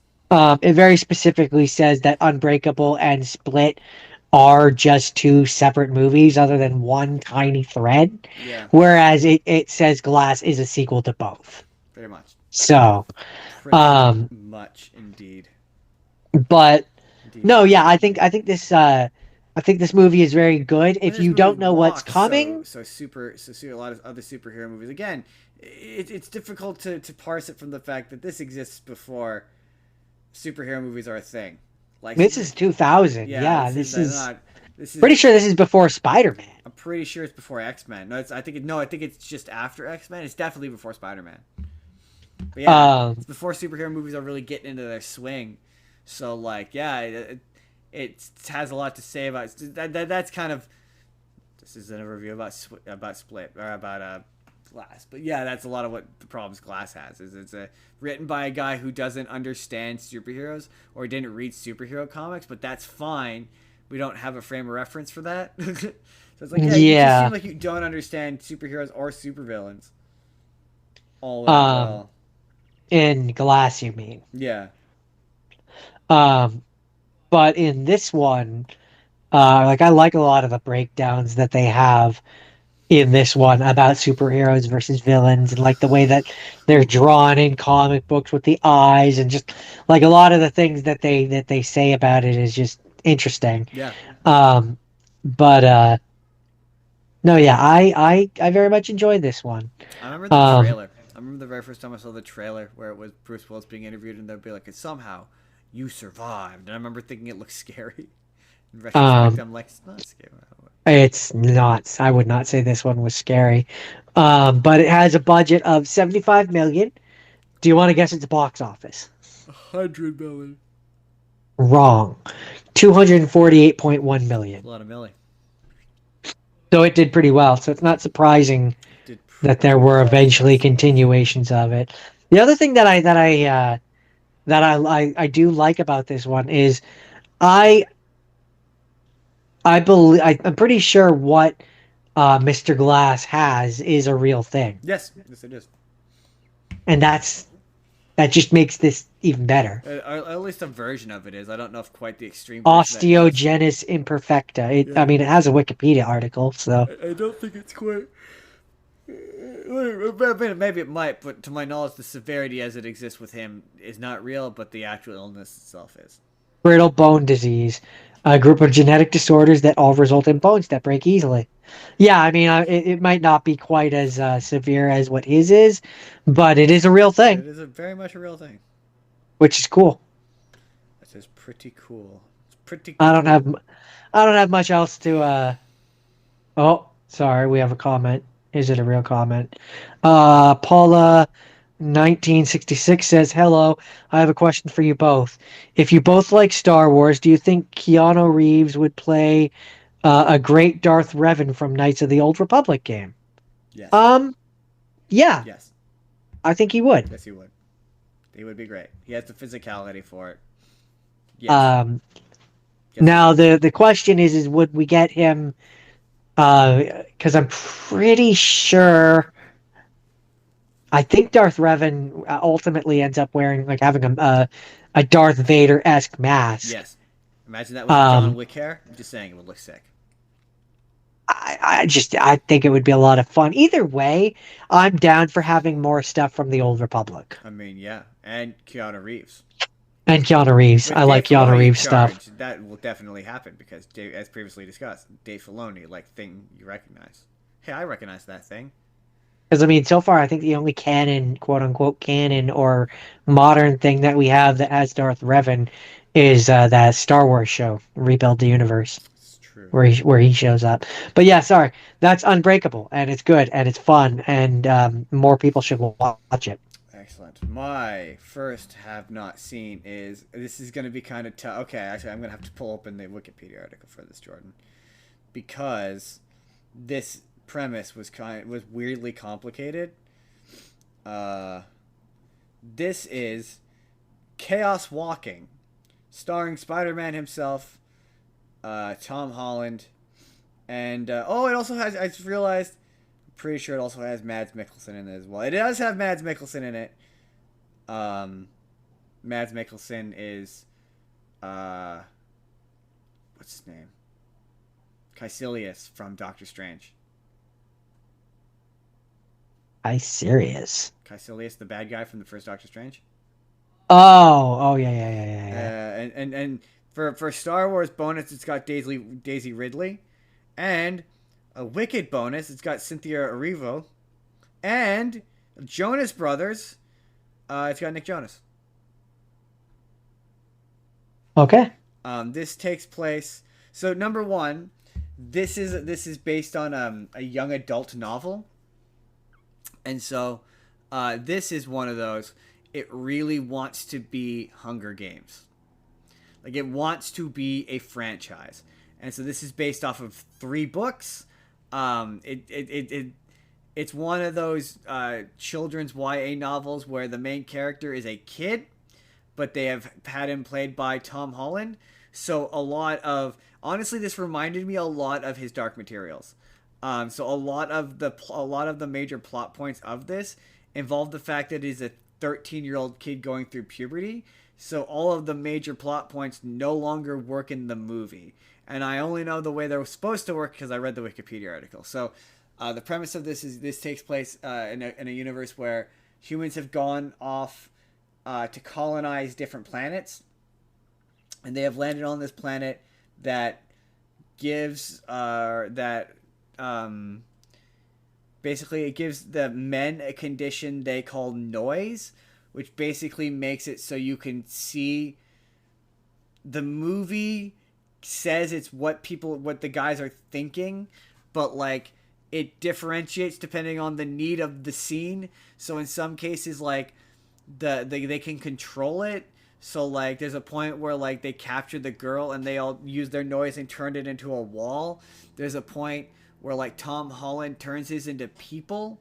And there's a point where like he's seeing, like she can see his memories, but then it's points where it's saying his intrusive thoughts. So there's scenes where he's like by himself in a forest, and you could just it just kind of sounds like he's mumbling to himself, but it makes a lot of the dialogue in the scenes bad because it just kind of sounds like he's mumbling while he's trying to say dialogue. So he lives in this village of all men, and the setup is that this whatever this illness is that has given him these thoughts killed the women. It comes from the natives of this planet that they're colonizing, and they killed all the women. They're called the Spackle. Killed all the female colonists. And Tom Holland inadvertently finds Daisy Ridley. And Ray. She has crash landed on. She is from another ship, a colonizing ship, and has crash landed on Earth, and he helps her. And Well, that was nice of him. a lot of the movie is just a really dull walking through the forest, not very interesting. The performances are kind of flat and really boring. Tom Holland is boring. Daisy Ridley is boring. Their conversations are boring. They walk through the woods until you find out. Oh yeah, he's from. And along the way, they fall in love with each other. That's kind of what it implied, but it's the kind of thing where, again, in the book, he's 13, so it's like no, they're just friends. But in the movie, because they're both adults, it reads as romantic, kind of like his Dark Materials, where it read romantic way earlier than it should because they're older. And so the big twist of this is Tom Holland is from a place called Prentice Town, and it turns out that no, this thing doesn't affect women at all, didn't kill them at all, and the guys in Prentice Town, because of the priest who's there, they all went crazy and just killed all the women. And in the book that this movie is based on, the idea is that it's an entire village of men, and the insanity caused by the noise solidifies when you're an adult, and part of a rite of passage is doing a murder, and doing a murder solidifies that. But because he's just an adult in this, they cut the entire point of the noise out and completely change what it means in order to facilitate really dull looking bland action sequences that are not interesting. And like, but this is based on 2 more books, so the entire time I'm like, Tom Holland, why do you so desperately want to be in franchises that nobody wants to watch? Like, it's Uncharted, it's Onward. Like, he's in all these franchises that just bomb, that nobody goes to other than Spider-Man. He's just cursed to be Spider-Man till the end of his days, or until he's too old to be Spider-Man. But yeah, a lot of it has to do with like puberty and id, and just like the idea that it's like projecting your inner id. It really reminded me of his Dark Materials. That's it. Is that a bad thing? In this context, I guess not, but that was definitely a better version. This was just boring. It was boring. Like, there just wasn't, the visuals were bland and sepia tone and gray and just not very interesting. This was live action? Yeah. The only reason why it probably would have been better if it was animated. Maybe. I've only heard of it because YouTube, they really pushed it on YouTube for a while. It was like on every pre-roll video, a trailer for this, or like a 30-second ad spot. I've seen. I knew that Daisy Ridley and Tom Holland were in a movie together randomly for some reason. Anyway, that's Chaos Walking. Chaos Walking. I'm walking here. Okay, so my first have not seen Ah, this is will work out perfectly. Men in Black International, which has Chris Hemsworth, Was I who is right? Are Thor. you gonna say that Who, all the Men in Black movies are of relative quality? it has Chris Hemsworth, who is Thor. It has Tessa Thompson, Is who is Valkyrie? Valkyrie. And it has Kumail Nanjiani, Oh yeah, um, hey, I forgot about that. who was in Immortals, Immortals, I It's believe, he likes to remind everyone that Eternals. he was in the Eternals. That was it. He was also in What If, and he was in Obi-Wan, Yeah, he's Kingo in the Eternals. That's why he's in What If. He was Kingo in and that he was episode as and well. he was in the Obi-Wan show. Yes, he was also in the Obi-Wan show. So I get 2 points for him. I mean, no, you get one. I get 2 points for It's him one because point he per was in. actor. I get 1 point for or 2 points for him because he was in both It's Star Wars and it's Marvel. per actor, not per thing. I get 2 points for him. Um, So, Men in Black International. Basically, they saw Men in Black. They were like, you know what? We don't need Tommy Lee Wait, Jones or have Will Liam Neeson Smith. not been in a Marvel thing? I guess not. No, I don't believe so. Huh? Because he's also in it. So, yeah, I know he is, but I'm pretty sure he was not. Anyway, I can't confirm or deny it off the top of my head, but the fact that I feel like if he was in something, we would be able to think of it. Anyways, let's find out. Men in Black International. Basically, they were like, man, this is a franchisable thing, and we don't really need Will Smith and Tommy Lee Let's see Jones if to we can do do this it. without Will Smith and Tommy Lee Let's just see if Jones. we can do it without them. It's an organization. We can just have it follow other agents Fun at fact: a it didn't different work location without them. on a different part of the planet. And as I understand it, it did not work without It did them. not work without them. No. Now, I don't agree with that, just from a I'm the one who watched it Yeah, perspective. I thought it was fine. It was, I thought it was fine. I thought that it was Men in Black. It but felt like Men in to be Black. fair, It after the still first has one, it still has the same energy of Men in Black. that's what I'm Um saying. and They are of relative quality. I maintain you it. still have you still have one black actor who's paired with one white actor. So I mean, what's the difference? What's the diff? Um but no, joking aside, I liked it. I had fun with it. I mean, I didn't to me it was no worse than the third Men in Black movie. Oh, hmm. I don't know. I think the third Man in Black movie is a better movie. It has time travel. Yeah, but I like As time soon as you have travel. time travel, you're jumping the shark.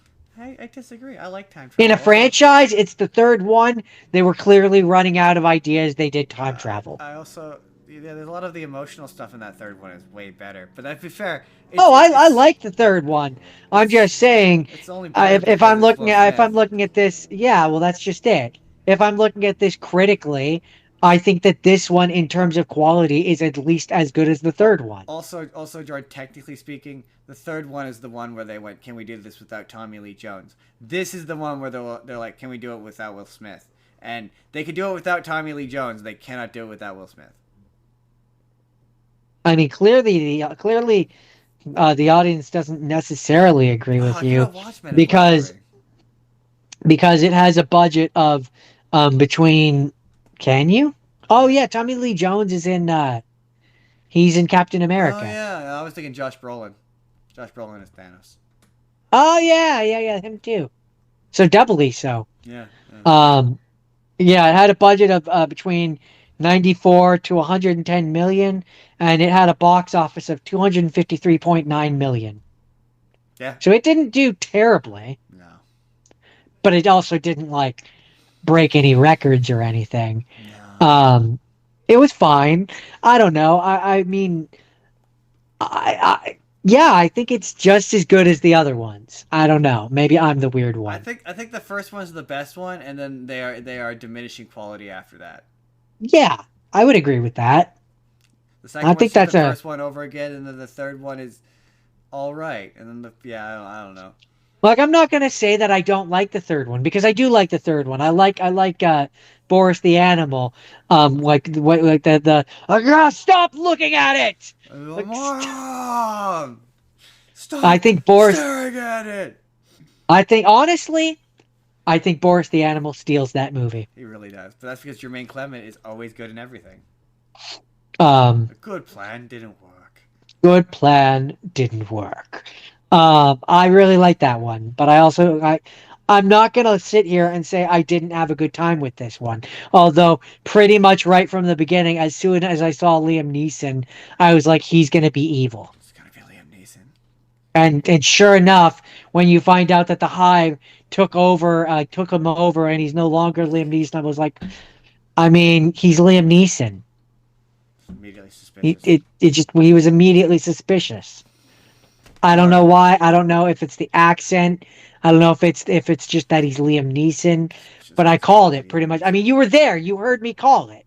Yeah, you did call it. You did call it And Liam Neeson. that button notes real nicely so that you and I can talk about Tron Ares and wrap this up. Yeah, yeah. So we both watched Tron Ares, and we just figured we'd share our last thing.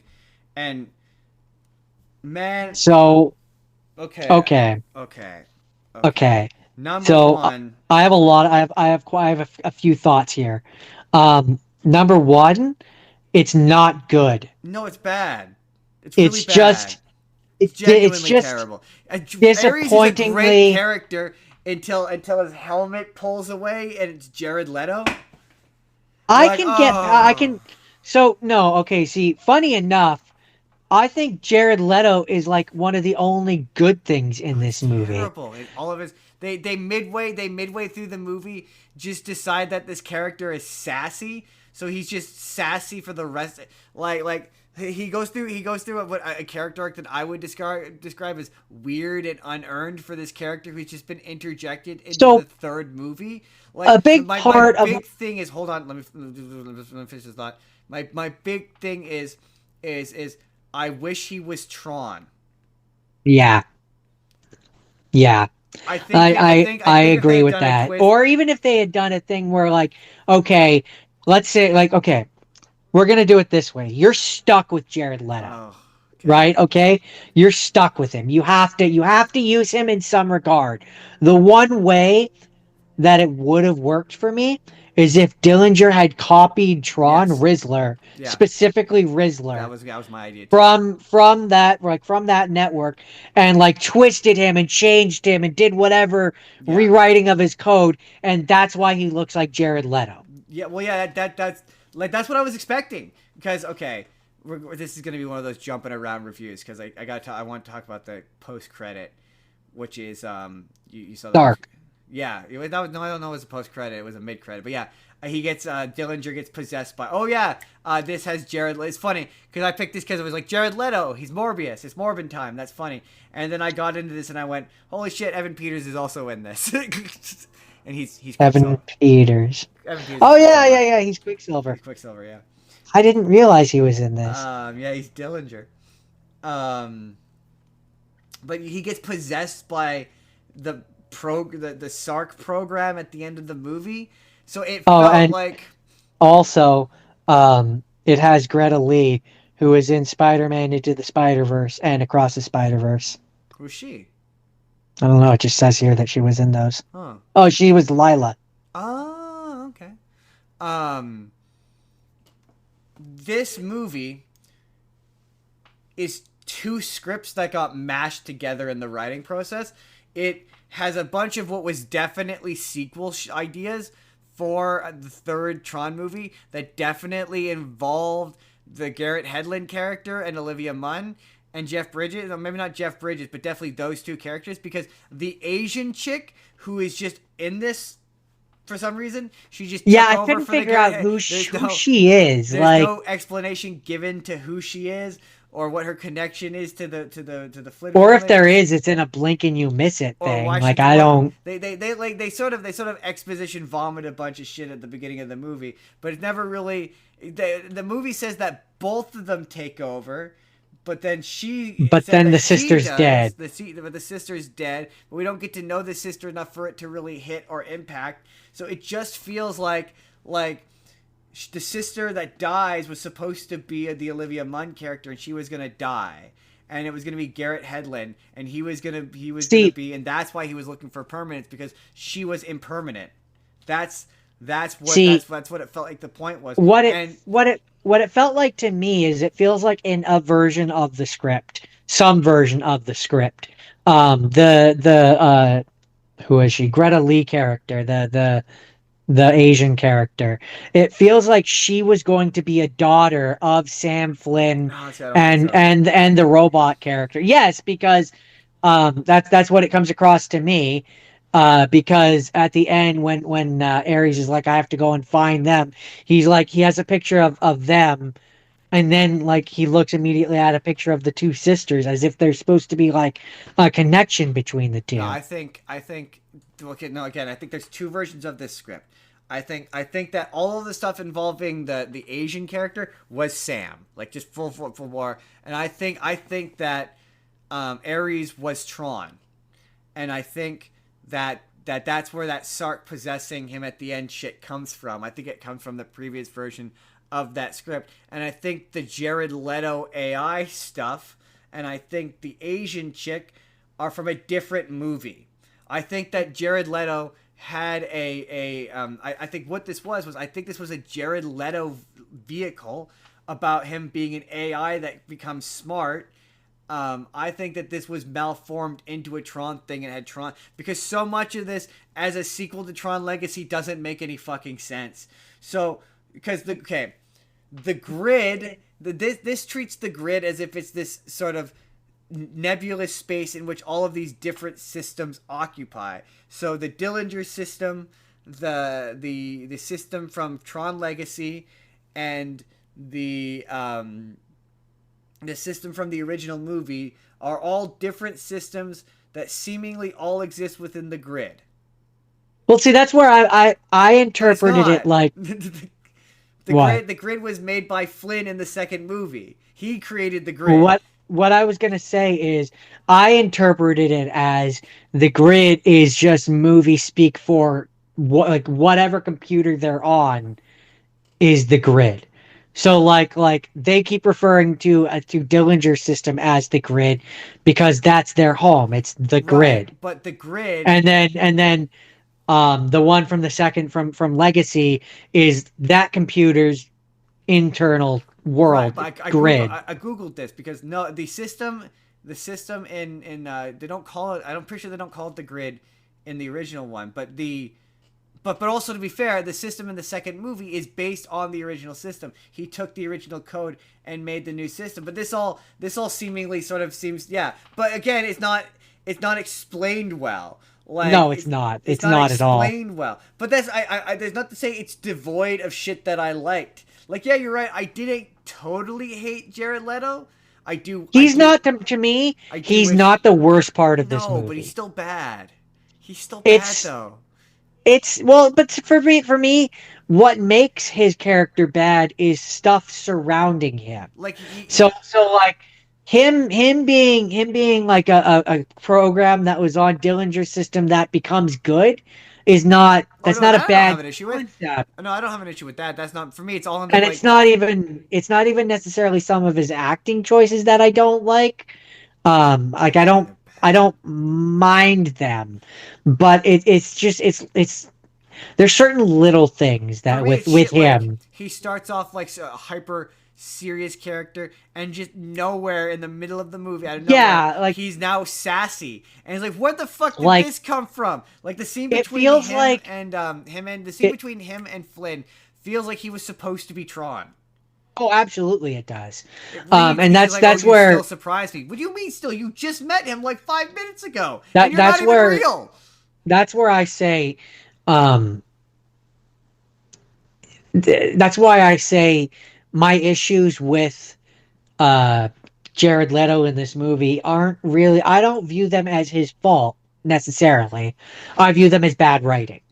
I would Um, maybe, yeah, I would maybe be if they, but it feels like that was supposed to be like the twist, because yeah, they do if the they bit. had if they had gone a route where he was Tron and he was like a I warped swear version he of was. Tron, I swear he was I because fully believe that he was. it feels like there's a Um, scene missing because he comes back after he gets the code. He comes back and now he looks like one of the Tron system people. Like he has the white look now, and so it felt yeah, like that was supposed to be the moment where you found out that he was Tron, or that that he's yeah, and Tron he returns back reincarnated, to or Tron or whatever. Yeah. yeah, and like he's like yeah, and that or maybe like he melded his code with Tron. It's just weird that Tron is not involved in this in any capacity. Again, it feels like it was Why are a we still calling it Tron? right. It feels like it was a different well because the aesthetic, I guess, but it Right, feels no, I like know, but but it feels if yeah again it feels like this was a different movie. This was a different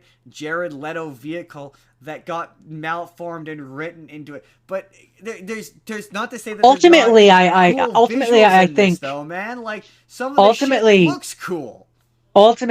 I think what I would say is what happened, I would say probably is yes. I think they had another idea for Jared Leto, basically another project where he was an AI who Comes to the became real smart, world. yada yada yada, whatever, right? Like that was, I think, the idea, and I think they wanted I don't remember the actor's name, but Sam Flynn Yeah, from Legacy. Gary Harrison. They wanted him and the girl. I The think so. story was going It's to be about them. It was going to follow them, and they didn't want to come it's back. bizarre. And It's bizarre that the movie ends they with a setup. pivoted and they merged the two together at that point. Yeah, Another thing that I can't stand, and this is just a visual thing that I don't like. I don't like that their discs turn into triangles. really, I like that. I like that. I Don't like like it. it. I like it because it set them apart as being the part of the problem is there isn't enough of them on the regular Flynn grid because I liked that it made them different from the Flynn grid people where instead of being Yeah, circles and theirs are well, triangles like like that's a that could cool have been an aesthetic but interesting thing. they don't do enough with the contrasting the two systems. Like they don't do it And because then half of the this is movie where I takes place in say the real world, which is this not is what where I Tron is say about. like if they had done if they like they could have done things slightly different and it would have fixed like some of the issues where like when he was breaking into the NCOM system, for example, why didn't they have like a version of Tron as the defender that shows up to stop him where they get into like a battle or whatever, they start talking and that's where he starts changing. Yeah, His interaction with with Tron is what starts shifting his mind, and that's when it's like you don't even have Ares to. starts becoming different. Like there's things that they could have done which would have made it make more I sense. also don't like, and I understand this is kind of how it worked in but the one to one of like showing him type the code and then you see it play out and I don't know that didn't work for me like cause that's like What I do you mean? prefer like when they were showing Dillinger do the programming and then it would like him hacking in and it showed them like literally breaking in as though it were a heist. Oh, I I really see. like I didn't like No, that yeah, one to one. that's not Tron. That's not really That's how not. Tron works. That's why I'm saying No. I'm pretty positive they had the evil CEO which is Evan Peters. They had Jared Leto Tron. They had her. They had the fact that they were rival CEOs, and then they had the idea of bringing shit from the Tron world has never been a thing in this. It's always about going into the computer. It's never been That's about not coming out. inherently true, because in Tron Legacy, Clue was all about getting out into the real But it's world. never been So about being out. they're being a logical progression of, oh, now the Tron stuff is going to come to the real world. To me, that was always in the cards, Um, because like, but yeah, you had in Legacy, you had Clue who wanted to come to the real world, and then the movie ends with yeah, Quora coming to the for the real skip world. from it's hard. That was really hard and impossible to now. Like I swear that this was it started off with the idea of bringing the digital things to the real world, and somebody in a writer's room went, "Holy shit, we can do this with Tron." Imagine this with Tron. And to the movie's credit, this is where I'm going to say the nice things when the Tron stuff does come to the real world, it looks fucking sick. Oh, it looks cool. Like when it's taken, when it's doing driving through the, like some of the effects with the light cycles look sick. Like it's not all CGI. Like there's a really cool shot of the camera on the light cycle, and they've clearly got this rig where the camera's around her chest and it's getting the close up on on their face. Yeah. They do it a couple times. They do it when they're diving, and it looks like they actually had them dive in a green screen room, and it actually looks like they're actually physically diving instead of just CGI. A lot of the light cycle stuff looks like they're actually on a physical light cycle. Like it looks cool, and yeah, no, the chase sequence where it's taking out the light cycles are taking out cars and getting one of the big, I don't know what they're called, but the big Megatron looking things. Like Yeah, seeing a yeah. big one of those fly through a city is sweet. And yeah, when he first creates Ares and you see Ares training, taking out all the guys, and yeah, the insurgency into the NCOM system, that sequence is cool. Like that's My fun. my one thing though, and it kind of just is proved as the movie goes on, is it's like, okay, if the idea is that these things are supposed to be like immortal soldiers that you can just keep printing, I don't really see they last 30 minutes. You can get a lot done in 30 That's what minutes. I'm saying. Why do you need them to stick around for a Especially long because time? like there doesn't seem to be like a time down of like, okay, I can't print another one for like 12 hours or like No, something like she they pretty reprints herself pretty immediately. immediately. Yeah. So I'm just not seeing the No, need, the they never necessity, specify like, oh, you can only reprint so many times, or there's only so much or material to like it's print these super things, or expensive or something, how the or reprinting itself works. That's where I'm saying like all that shit, all the reprinting and stuff. That, yeah, that feels like from a completely different screenplay. And yeah, the minute they show Jared Leto's face, Jared Leto can no longer do any of the action sequences. So it all, like when his face is hidden and the stunt guy can do cool looking choreography, Ares is a cool character. But the minute you can see his face and it's like however 40-50-year-old Jared Leto who can barely run in the armor. Also, like once he turns into regular Tron, how does that work? Can he just take the Tron armor off, and does he just store it I in mean, his clearly closet? he does. Clearly he does because at the end of the movie he's not wearing it anymore, And yeah, and he's just living as a human. I hate the fact that this is the third one, and it sets up like like Another one. it sets up another. It arrogantly sets up another one, which is probably not going to get because this bombed horribly. Oh, this did terribly. Um, and Had a very high budget and not a very good it return. ends with him being like, "I'm gonna meet the characters from the last one," and you're like, "This is so lame. This is so I'm just lame. like, I'm just like, Why were they I not mean, in why were they this? not in this Yeah, one? why weren't they in this one? Like, why do you need to find them, and what conflict could they? I guess to fight Sark, maybe. I guess, yeah. Like to me, I guess the next evolution of this is he fuses with Sark, and then he can summon things in the real world. I guess is maybe the next evolution of this. I don't know. I don't know what you possibly continue on with this. But like, yeah, So, I'm not saying Jared Leto so ruins this, and I'm not saying this sorry, is sorry, I have to interrupt you. My phone is at 5%. okay. I'm gonna have to switch over. Okay, that'll allow me time to wrap up my final thoughts, unless you have more thoughts. No, that's it for me. Um, where was I? Where was I? Yeah, I'm not gonna say Jared Leto ruined this because I don't think he ruined this. Um, I agree with Jordan. I don't think he's the worst part. I mean, I don't know.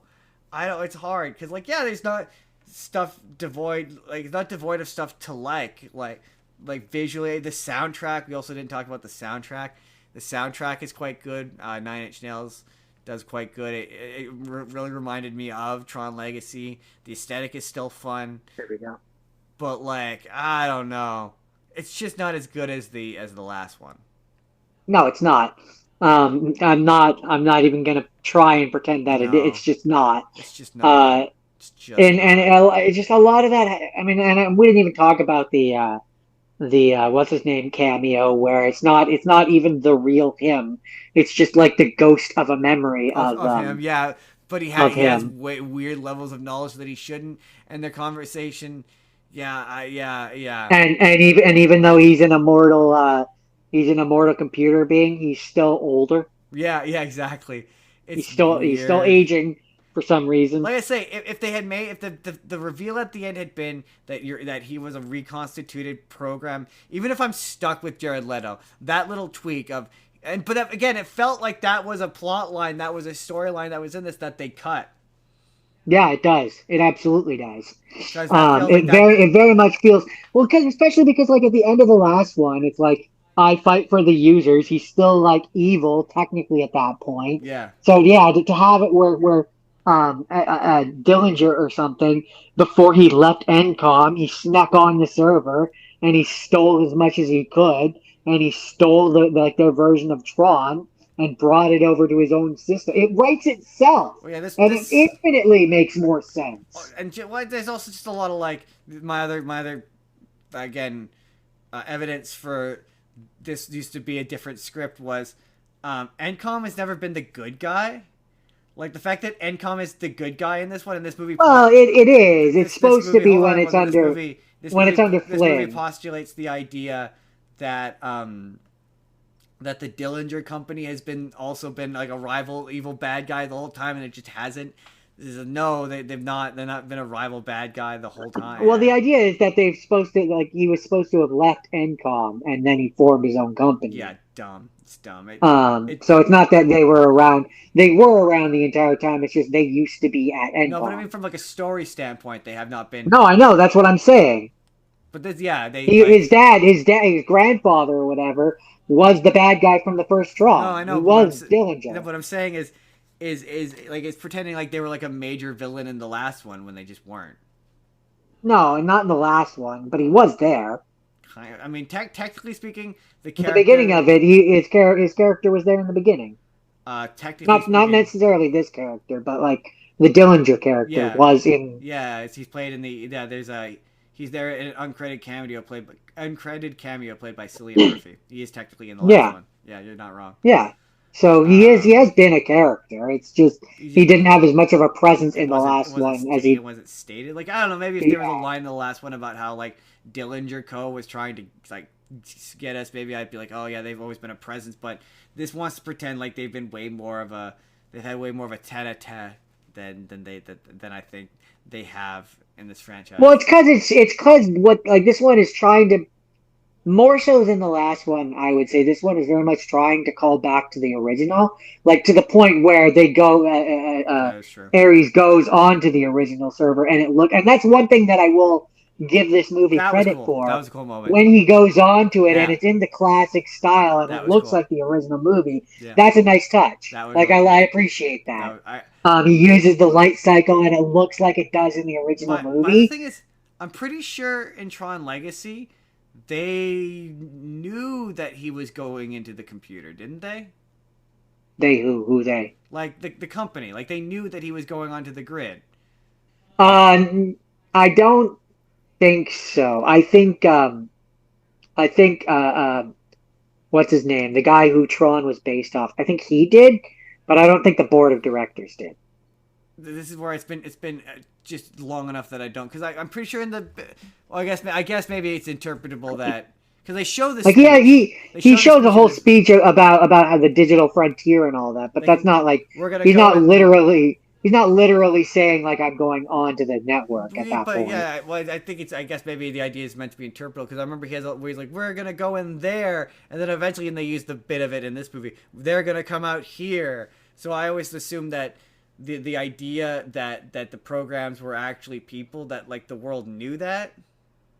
Clearly not, because in this one it blows her fucking mind. So. But yeah, my biggest this movie just feels like whoever wrote it didn't watch Tron Legacy. Yeah. Did not watch. It feels like they watched like the first half an hour of the original Tron. And then read the cliff notes about the rest of it. Again, this was a Jared Leto vehicle where he was AI. They watched the first 30 minutes of the original Tron and tacked some Tron shit onto the script. It's if I had to use maybe a loose outline on what they had ideas for a sequel. If I had to sum up this movie, with one word, it would be disappointing. I think my thing is like. I think it would be a better movie. If you okay, If you had to, okay, if you had to sum it up with one word, would it also be disappointing? no, it would be what's a single word to say exactly what I expected. As bad as I expected. Um, So Mitigated? you're so you're not disappointed? No, not, no. Mostly just because it's exactly what I thought it was gonna be. There's Yeah, so and many. and that's disappointing. Yeah, but I assumed it. No, because I assumed it was gonna be bad. So like I didn't go into it with high hopes, so it didn't disappoint anything. I didn't go into it with high hopes either. I'm disappointed it's as bad as I thought it was going to be. Oh, okay. Then It's disappointing. maybe in that regard, maybe. But no, I'm not disappointed. I don't feel disappointed by it because I didn't have any expectations for it. Perhaps if I was expecting it to be good, I feel disappointment towards it because I like Tron Legacy and it's not even half as good as my that. feelings might be different had we watched it in theaters. Oh, my theaters would have been intensified if we had watched it in Yeah, theaters. I think I might have felt more let down if I had watched the one trailer where I was like, "Oh, this looks cool," had heard nothing, and then had watched this on like opening weekend, then yeah, I maybe would feel disappointment. But I'd heard this got a comedic drubbing. People equated this to Morbius, and the minute you do that, I have no. There's nothing that can disappoint me. And no, like some of the visuals were cool. Like some of the action sequences were like legitimately cool. And here's my question: if you stripped Tron away from this, it's the exact same movie. You change all of the aesthetics so it doesn't look like Tron, but it has a Tron like aesthetic, but it doesn't look exactly like Tron, and it's the same movie. Is this better received? Because some of those visuals are cool, but they're only I guess they only work because it's So Tron, because so it's a light cycle in a city. If it's not a light cycle, then it doesn't so work. okay. I have two thoughts in regards to that. My first thought is no, because it has Jared Leto. Yeah, My second thought is if it doesn't have Jared Leto and you have another actor and it's all the same otherwise, yes, I yeah. think it would. Yes, but Like Jared story Leto. wise. I think Jared Leto has just he has that bad of a Yeah, reputation it's just that I think it drags this movie down as a result. it's really Just distracting. just based on name power. He has a monologue at the end of the movie that's the dumbest thing I've ever seen. Like his monologue at the end is it's just it's the kind of movie where I wish it was worse. I wish it was worse. I But wish it was laughably worse. I wish it was but Madam Web so that I could sit here and but eviscerate it. But it's just a but middling. yeah, well that's where I say with the movie we got and the fact that it is connected to Tron and all this, I don't think Jared Leto is the exclusive thing No, that makes this bad. no, not the exclusive thing. There's a lot of That writing shit in this that made me go, what? I have to be fair to him. I don't I'm not going to exclusively lay the failure of this movie at his feet. This is I not think the Tron he 3 we should have gotten. Is what I would say. Is what I would no, say. yeah. Like I think he ultimately did the best he could with what he was handed. Yeah, like I think if we had gotten Tron 3 and it had Garrett Hedlund and it had come out like 2 to 3 years after Tron Legacy and it was like made by the same creative team, all right. But again, there's a lot of I guess maybe I would take if I could take some of the action sequences out of this and put it in a better movie. Oh, and as for why it could never be Sam Flynn in this and why it had to be the Asian girl, it's because when the robots come to the real world and are trying to hunt down the person who has the thing that they need so that they can become real boys, you can't have a person who's already been on the network knows everything about how to fight them and is competent. You have to have a person who has never dealt with them before, But is that's my point. completely Is that's and is completely unexperienced. But that's my point. That's why I could tell that he was in this is because yes, that's what makes you could tell that the idea behind Ares and his squad is that they're supposed to be isolated and crazy and they're supposed to be different. but they don't read that way because they just kind of look like red versions of the regular Tron ones. And so if Garrett Hedlund is there and they need to extract the thing from his brain because he's got more information than she does about the grid and whatever, and he can't stop them, that makes them extra threatening without having to tell you that they're extra threatening because he has the experience of being in a disc fight, right? So it increases their threat level rather than having what is ostensibly a damsel in distress. Yeah, plus I would say that it's also better if it's the dude because then it feels more like Ares and him are like more akin to how in the original Jeff Bridges and Tron are friends. Yeah. Like it would feel more like that and less like Ares or less like um Asian president wants to bang Ares. Yeah. That's a very weird reading at the end. You're absolutely right. It does read that way, and it's weird, and it's strange. Again, all of his interactions with her are weird. He oversteps like he goes from being he goes to from being too well informed too quickly. His arc is too steep too fast in a way that it doesn't feel organic. But then you're kind of like, well, but he's an AI and he's a machine. Yeah, his transcension to being human. But if you're like, oh, that's because he was Tron the whole time. That's what I'm saying. I'm positive he was probably Tron at one point. Oh, The twist was I going fully to be that believe he was that. Tron. That like you said, that what's his face stole the code from to build, like, basically in order to create these things he had to borrow the code, and the code he borrowed was Tron's code. Like, you could tell that was gonna be a twist. That's why when he comes out he's wearing the different armor. You can tell it's how the material reads.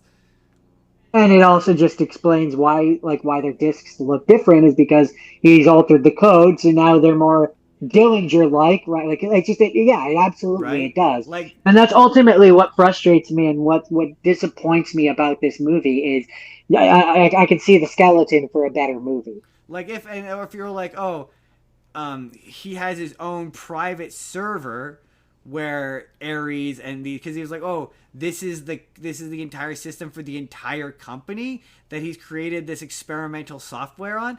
That so it felt like and it was weird that his version of the grid looked like the version of the grid from Tron 2, which is supposed to be secret. So if they were like, oh yeah, he borrowed this from MCOM and that's why his looks like MCOM. Okay, like I say, it feels like there were scenes and there was bits that were cut out. It Maybe it's again just because I've been doing this yeah, for so long, but like I'm at that point where I can see a bad script or I can see a script that it got it, torn it apart. it feels like it needed like one or two more passes, and it would have Definitely. been a more solid movie. But also, and this is how I think I'm gonna wrap it up, is it's not as bad as everyone says it is.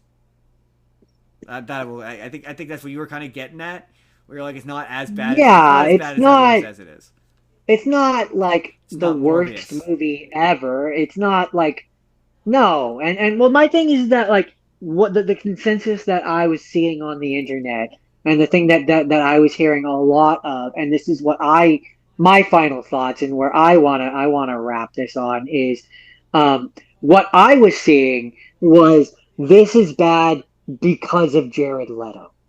Like Jared Leto somehow single-handedly ruins this I movie, mean, he does and a he is little bit. exclusive.